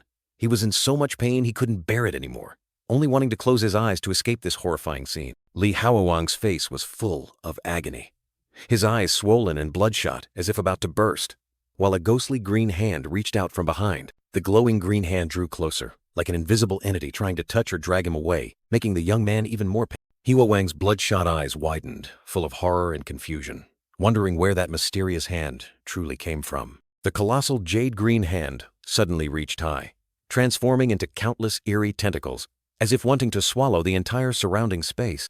Li Huowang looked up, seeing the sky shatter into 1,000 pieces, dazzling light engulfing him. The brilliant light shone directly onto Huowang's face, his eyes still bloodshot and stained with drops of blood, but he seemed to have escaped the terrifying illusion. The young man sat silently on the chair, looking up at the ceiling, where the orange-yellow light still shone in, as if he had just woken from a long nightmare. Li Huowang breathed a sigh of relief, his face still a little dazed and tired, telling himself that he had been saved and could last until dawn thanks to that mysterious hand. He stood up, turning his back to the stage, his heart still wondering about the identity of the hand that had saved his life. Huowang speculated that it wasn't the Liu family's opera troupe, because their singing and performances had echoed ceaselessly throughout the night. The young man stepped over the rows of ancestral tablets that lay scattered, his face full of doubt and confusion. He turned his head to look back, his gaze sharp and questioning, asking if those ancestral tablets were the ones who had helped him. The ancestral tablets continued to collapse chaotically, creating a jarring sound, as if they were reacting violently to his question. Li Huowang sneered, remarking that even if it wasn't them, there was no need to react so dramatically. A ghostly green hand suddenly appeared right behind his shoulder, accompanied by a mysterious voice that echoed, "Kid." The young man looked at the ruined ancestral tablets and the disappearance of the god of joy, feeling that everything was illogical and meaningless. He was horrified to realize a grotesque image with countless eyes and fangs, and a sudden thought flashed in his mind about the mysterious 3 flowers gathering at the peak. Li Huowang looked up at the crimson sky, a bold and terrifying thought suddenly arising in his mind. Could this be the path to ascending to immortality? The scene shifted to a peaceful morning, with the sun rising over the mountains and ancient village, as if all nightmares had vanished. A man stood before the temple gate, contentedly declaring that the ancestors were very pleased with the performance. Hu Chinka, with a look of great satisfaction, pointed at the altar and said that the incense and candles had all burned out, which was a good omen. He turned to Lu Zhuangyuan, offered him a cup of wine, and praised his hard work, while Li Huowang observed from behind. Lu Zhuangyuan humbly replied that it was merely the duty of an old man like him. But another man pulled his arm. Hu Xiaoye, a plump man with a wide grin, asked Lu Zhuangyuan if he had sung in the ancestral hall last night, as he had heard everything from outside. Hu Xiaoye continued to praise Lu Zhuangyuan's singing as very good, his face full of delight. Lu Zhuangyuan smiled in response, saying that as long as young Master Hu liked it, that was enough, while Hu Xiaoye still clung to his arm. Hu Chinke sternly ordered a servant to take his grandson back to the study, ending the conversation. The chubby Hu Xiaoye screamed in protest against studying, while Lu Zhuangyuan stood by, thoughtfully watching the boy. Lu Zhuangyuan, with his white beard, bowed slightly, his eyes hiding deep emotions. Hu Chinke politely cleared his throat, breaking the silent atmosphere. Hu Chinke handed the agreed-upon 10 taels of silver to Lu Zhuangyuan, then excused himself due to urgent matters, while the old master of the Lu family happily accepted it and did not forget to express his gratitude. After the transaction was complete, the members of the Lu family's opera troupe quickly departed, leaving an empty space. The chubby Hu Xiaoye continued to clamor for braised pork and roast chicken, revealing his true nature as a god of food. Lu Zhuangyuan patiently brought the food over, while Hu Xiaoye had already reached out to take it with an eager expression. Lu Zhuangyuan enthusiastically invited the young Taoist Li Huowang to eat first, but he politely declined, telling everyone to help themselves. The old master of the Lu family continued to persuade him, emphasizing that the Hu family's dishes were incredibly lavish, and it would be a pity if the young Taoist didn't try them. Li Huowang was not in a hurry to eat, his sharp gaze fixed on Lu Zhuangyuan as he unexpectedly asked about the ancestral tablets collapsing simultaneously last night. Lu Zhuangyuan hesitated, replying that he had no idea because he had been singing on stage with his eyes closed all night, which made Li Huowang even more suspicious. The young man, Li Huowang, asserted that the sound last night, though very faint, was definitely the voice of bald old man Xuanyang, the only one who always called him kid. However, the collapse of the ancestral tablets and the disappearance of the god of joy made absolutely no sense, leaving Li Huowang utterly bewildered. He began to speculate, could this be 3 flowers gathering at the peak, a supreme cultivation realm, and could Xuanyang have truly ascended to immortality? Li Huowang's gaze sank deep into the darkness, his face clearly showing his apprehension about the possibility of ascending to immortality. No, Li Huowang immediately denied it. The cultivation techniques and elixirs were all made up by him.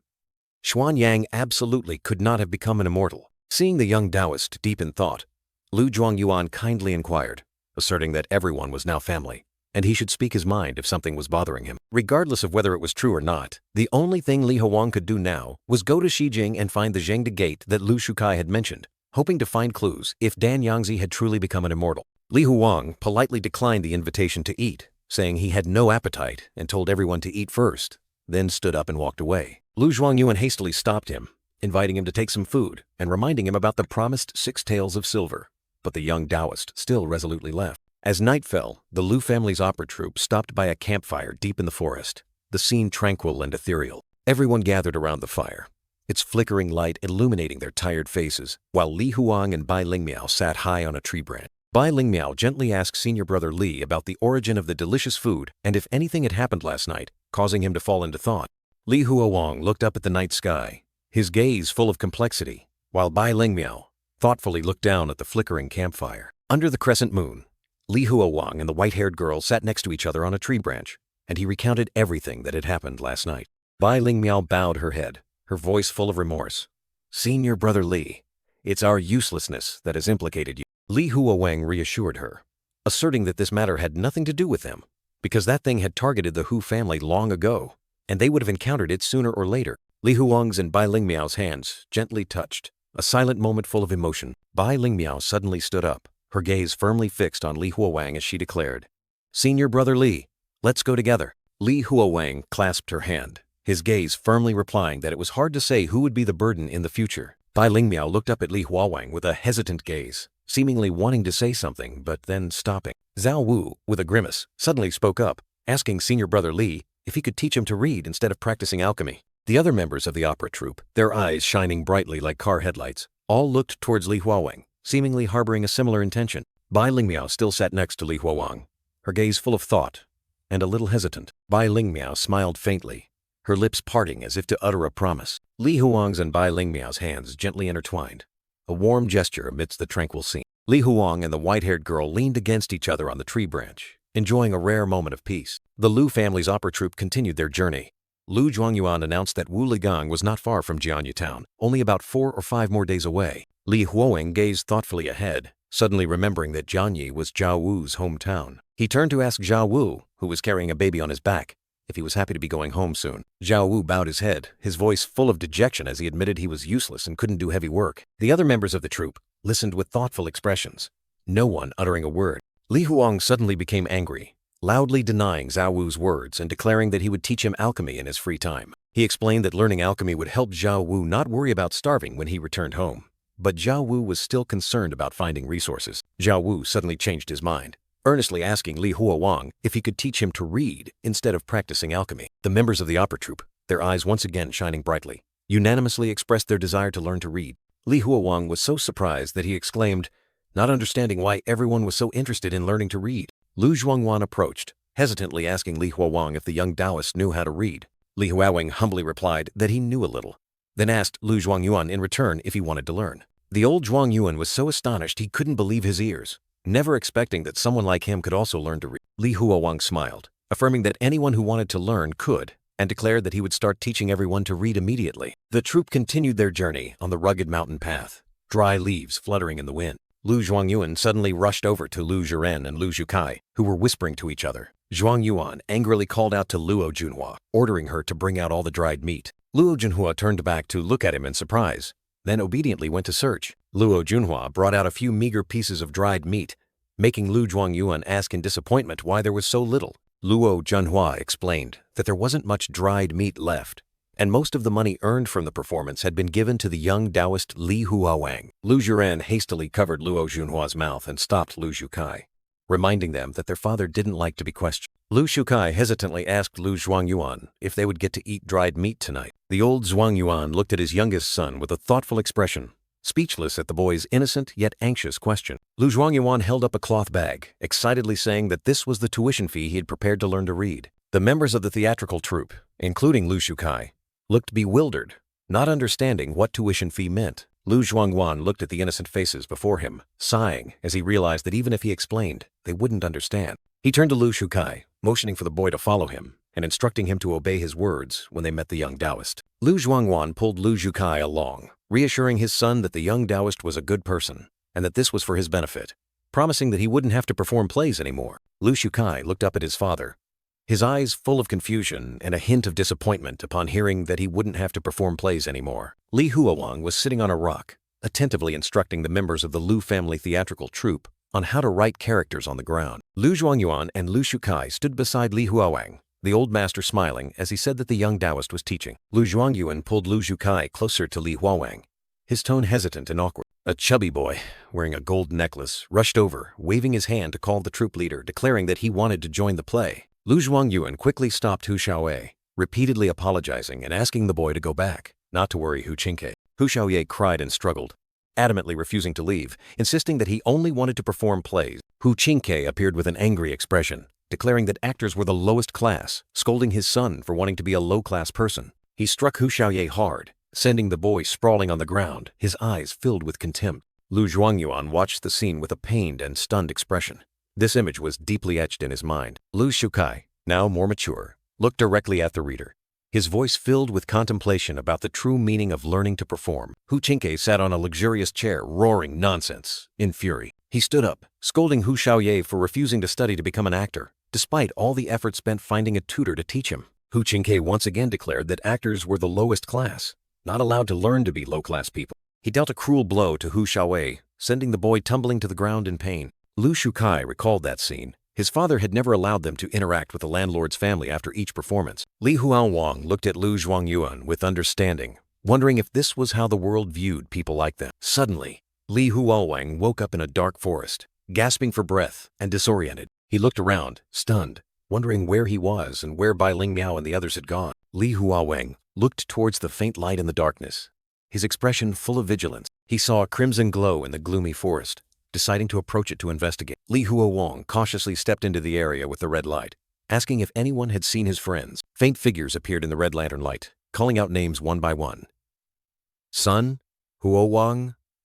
Senior brother Li? Li Huowang breathed a sigh of relief when he recognized them as acquaintances, but his expression quickly turned to suspicion. He suddenly realized something was wrong, his sharp eyes staring at the blurry figure. Li Huowang was horrified to realize that Yang Na, his mother, and Bai Lingmiao were present in a distorted illusion, riddled with crimson cracks and enveloped in darkness. He desperately tried to break free from the illusion's grip, but his body seemed completely paralyzed, unable to move an inch. Li Huowang screamed in vain as eerie blue energy currents tightly bound his limbs, causing him to completely lose control of himself. A terrifying voice echoed, praising him for doing very well, while Li Huowang's eyes widened in horror, reflecting ultimate despair. A giant, crimson eye, full of disgusting tentacles, appeared, inviting the young man to become an immortal, together in the desolate, gloomy landscape. Li Huowang jolted awake from the terrifying nightmare, gasping for breath and drenched in sweat, realizing he was lying in bed in a familiar room. Bai Lingmiao anxiously called senior brother Li's name,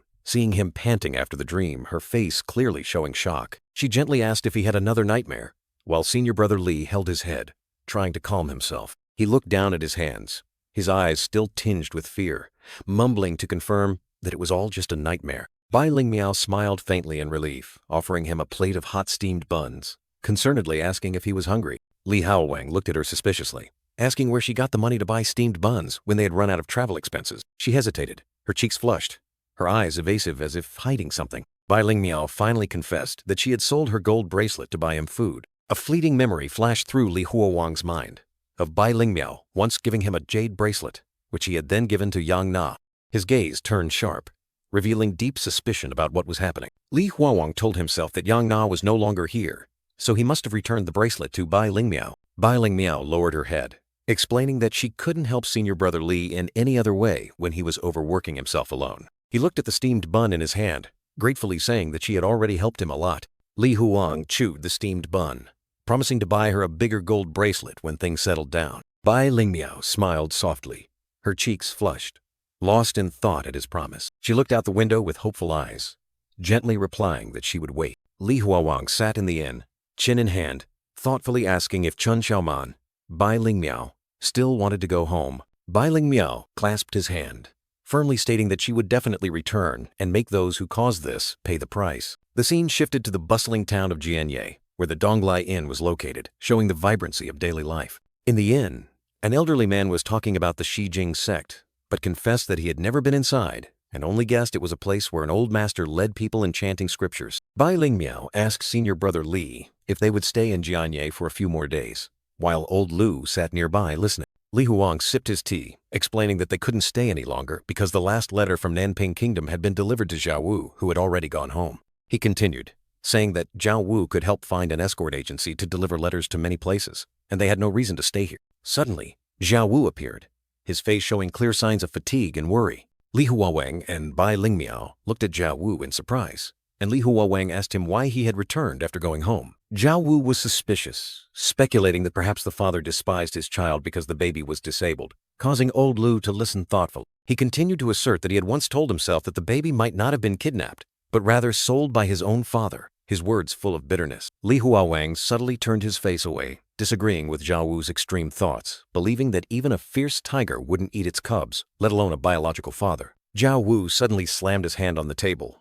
gritting his teeth with indignation, revealing that he himself had once been sold by his own parents. He lowered his head, his voice choked as he recounted being sold for just 2 taels of silver, treated like an animal with no one looking back. Li Huowang looked at Zhao Wu with complex emotions, thinking that perhaps he had too much faith in the inherent goodness of human nature. Zhao Wu gritted his teeth, clenching his fist in resentment, emphasizing that a tiger might not eat its cubs, but the human heart is more vicious than any beast. Li Huowang quickly reassured Bai Lingmiao, telling her not to get too agitated by Zhao Wu's bitter words. The young man wearily covered his eyes with his hand, asking Bai Lingmiao or Chen Xiaoman if she still wanted to return home after hearing that story. Bai Lingmiao clasped Zhao Wu's hand, her eyes shining with determination, firmly stating that she would definitely return and make those who caused suffering pay a heavy price. Li Huowang turned to ask Zhao Wu about his plans, and the man smirked, declaring that he wanted to continue the journey with everyone. The young man rubbed his temples, signaling for everyone to eat first, showing his fatigue but still trying to organize everything. Li Huowang impatiently called the waiter,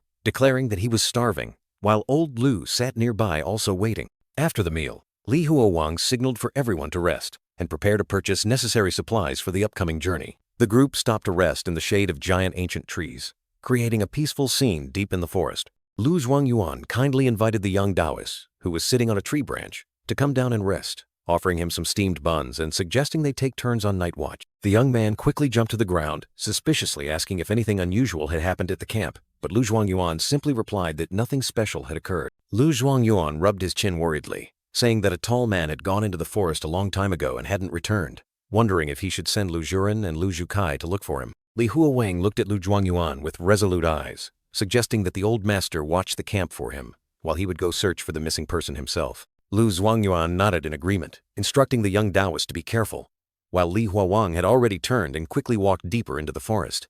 The young man hastily plunged into the deep forest, anxiously calling out the big foolish guy's name, worried about where he had gone. He continued to run through the dense foliage, his sharp gaze sweeping everywhere, repeatedly calling out to ask if the other person was nearby. Li Huowang was surprised to see a figure standing before an ancient stone tablet, wondering how far that fool had run and what he was doing here. The burly, bald, nameless monk, wearing only a piece of cloth to cover himself, stood motionless with his back to Li Huowang before the old stone tablet. Li Huowang cautiously approached, asking who it was and if it was the fool he was looking for. The nameless monk slowly turned his head, his gaunt face revealing a calm expression, and softly chanted Amitabha Buddha. He casually sat down beside the stone tablet, holding a small object in his hand, let out a burp, and then asked Li Huowang what he needed him for. Li Huowang stared at the man in astonishment, bewilderedly asking if he was a Buddhist disciple. Suddenly, a piercing scream tore through the silence. "Bandits are here! Run!"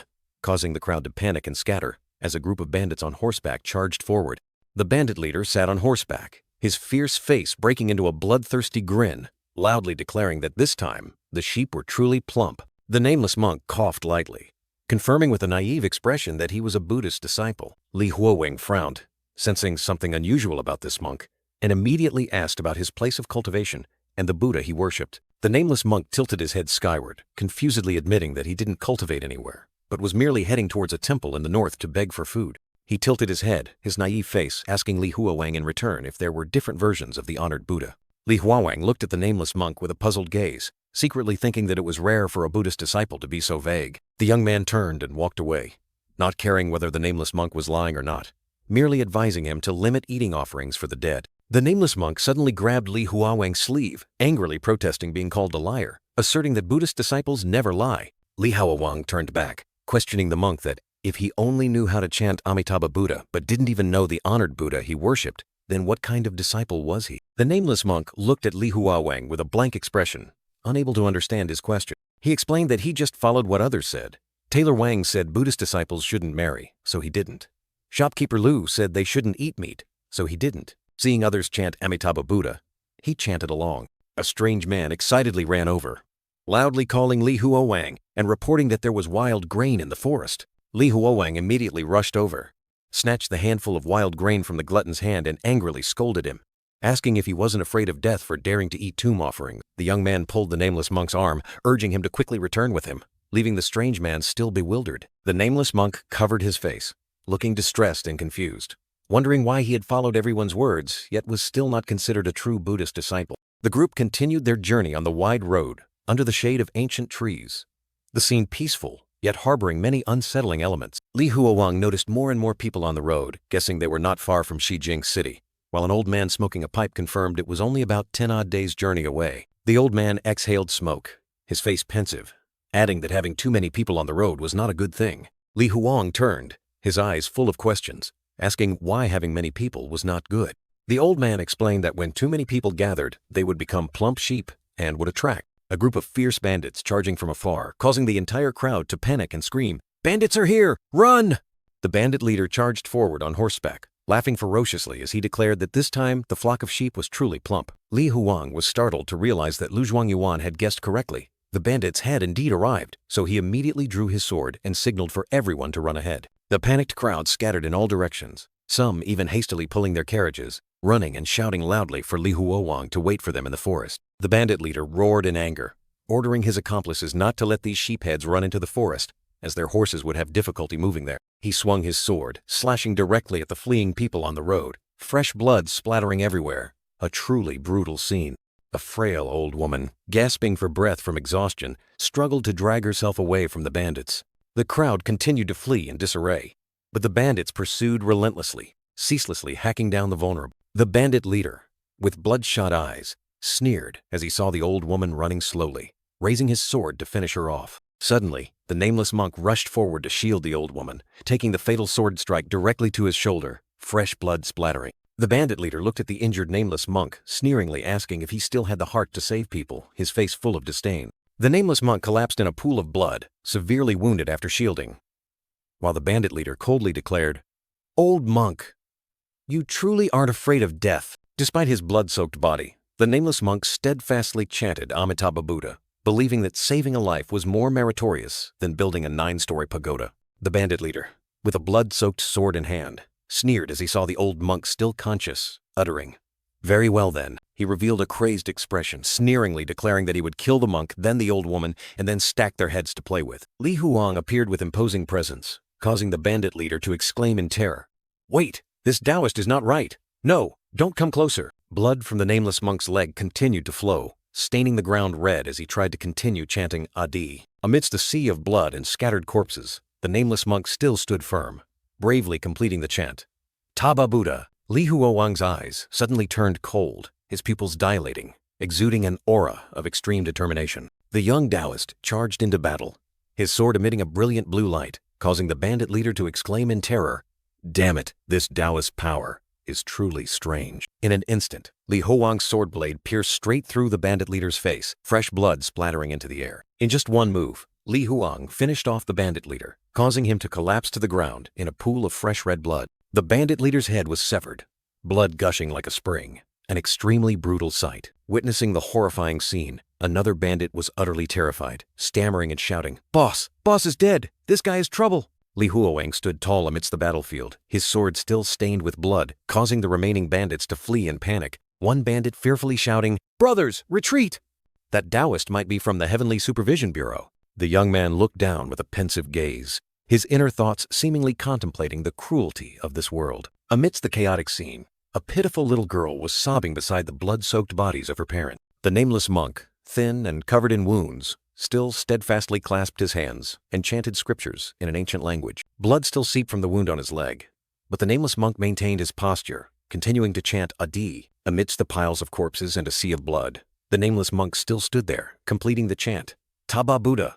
After the battle, the group continued their journey through the mountains, and perhaps thanks to the news of the bandits' retreat spreading, the trip to Xijing encountered no further incident. The nameless monk persistently followed the group, surviving on wild vegetables and a few steamed buns that Li Huowang occasionally offered. After more than 10 days of continuous walking, the nameless monk still maintained his clasped hand posture, his face serene. A member of the group exclaimed excitedly, "Oh, we finally arrived." The majestic city gate of Xijing appeared before their eyes, and a member of the group couldn't help but sigh. This journey has truly exhausted. Lu Zhuangyuan turned to Li Huowang, urging, "Young Taoist, let's enter the city as soon as possible.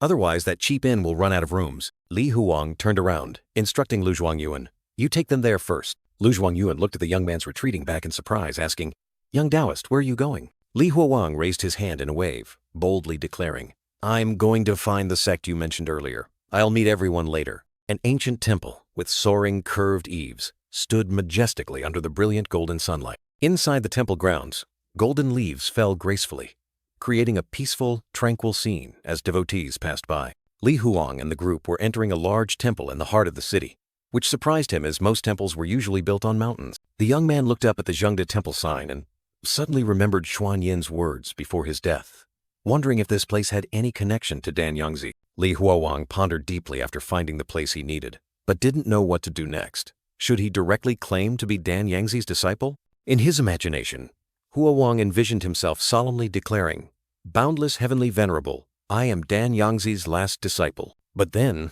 he imagined another humorous scene, where he was beaten half to death by a group of muscular monks for causing trouble, making him shiver and think, "No way, I'd definitely be beaten to death." When a monk appeared and called him benefactor, Li Huowang was startled out of his chaotic thoughts. The plump, bald monk, wearing prayer beads, clasped his hands in a salute and introduced himself as Jian Dun of Zhengde Temple. Li Huowang also bowed in return, intending to introduce his own name, but quickly changed it to Xuanyang, as instructed by his master. Jian Dun smiled meaningfully, directly asking Xuanyang that a disciple of the Swan sect like him surely didn't come to the temple just to offer incense and worship Buddha. Monk Jian Dun then gestured for Huowang to follow him, leading him deeper inside the temple. Sitting opposite Jian Dun, Li Huowang didn't beat around the bush and directly announced a shocking piece of news.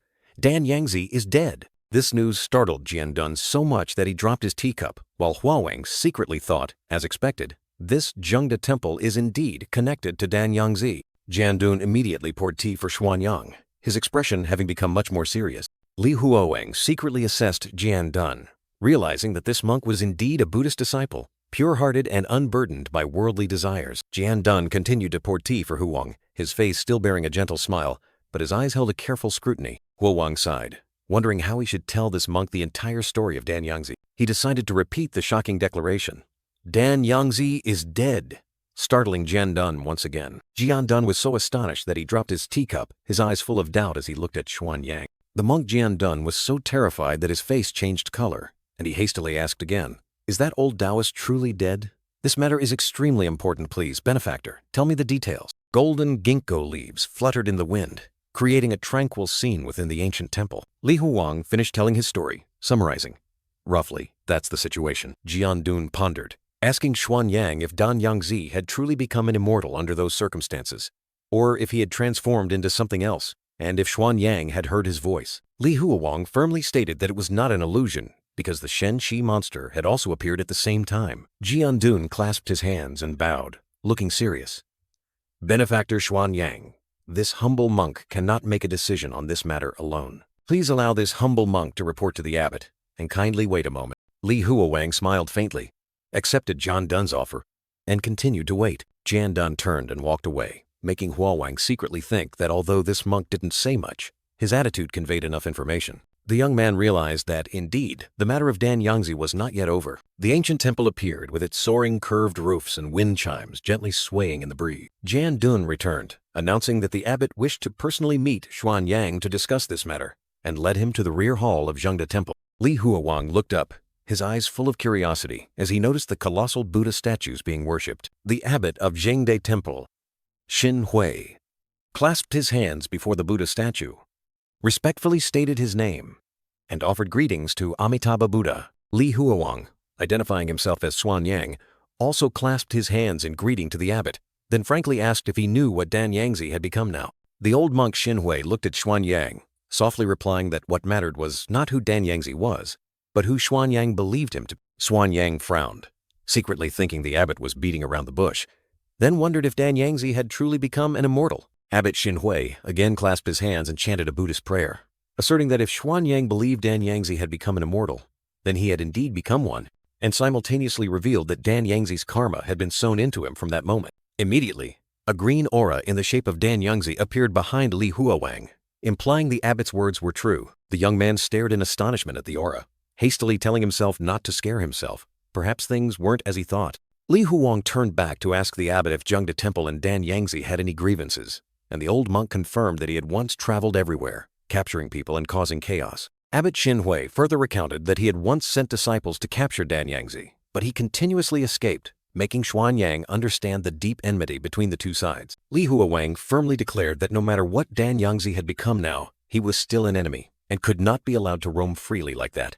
The young man directly asked the abbot if he had a way to completely eliminate the Taoist Dan Yangzi, and the old monk merely looked at him in silence. After a moment of silence, Abbot Xin Hui suddenly asked Xuanyang to come closer, saying he needed to examine him more carefully. The old monk looked directly at Xuanyang, coldly stating that if he still suspected him of intending harm, then he should not have stepped through the temple gates in the first place. Li Huowang sighed, his eyes resolute, as he replied that he agreed to try. Immediately, Abbot Xin Hui reached out and touched Xuanyang's forehead, and a powerful surge of energy erupted, enveloping him. A torrent of emerald green energy from the abbot's hand surged into Li Huowang's body, creating brilliant electric sparks. The young man closed his eyes, feeling the powerful current of energy flowing through his body, his expression showing a hint of pain but still resolute. Xuanyang's eyes suddenly emitted a brilliant blue light, as if a supernatural power was awakening within him. Li Huowang stood firm on the ground, the energy still surrounding him, and asked in surprise if everything had ended so quickly.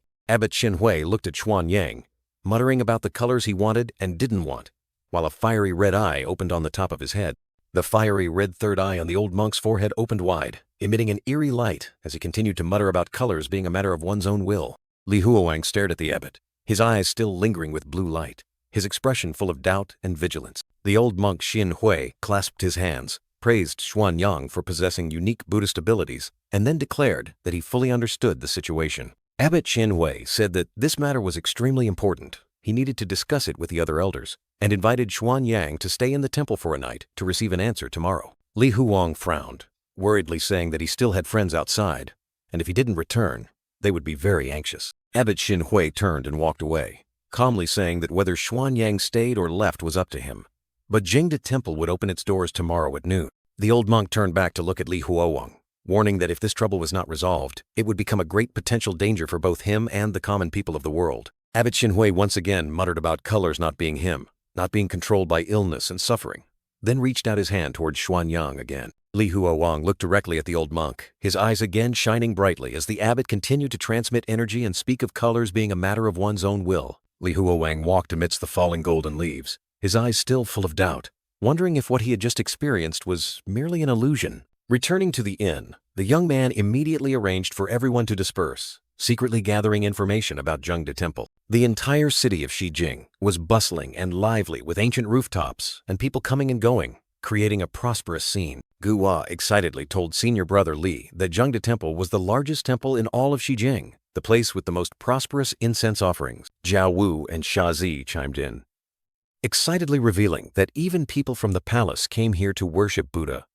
And if lucky, one might even meet their abbot. Bai Lingmiao seriously added that the disciples in Jingde Temple were extremely devout and strictly adhered to the precepts, with one disciple even being immediately expelled for secretly eating meat. She tilted her head slightly, her eyes full of curiosity as she looked at senior brother, asking if something was happening that made him want to investigate Jingde Temple so thoroughly. Xuanyang turned his back, avoiding his junior sister's gaze, telling himself he couldn't reveal the truth, that Dan Yangzi might not be dead to avoid scaring them, then simply thanked everyone for their hard work. He gestured with his hand, instructing everyone to rest for a few days, while he himself would return to Jingde Temple, because currently the temple looked too ordinary, and he had no reason to refuse the abbot's invitation. Bai Lingmiao watched Xuanyang's retreating figure, her eyes still filled with worry and contemplation. A corner of Jingde Temple appeared majestic with its soaring curved roofs and ancient bell tower, amidst a serene and tranquil space. Li Huowang stood among 3 monks before the majestic Buddhist statues,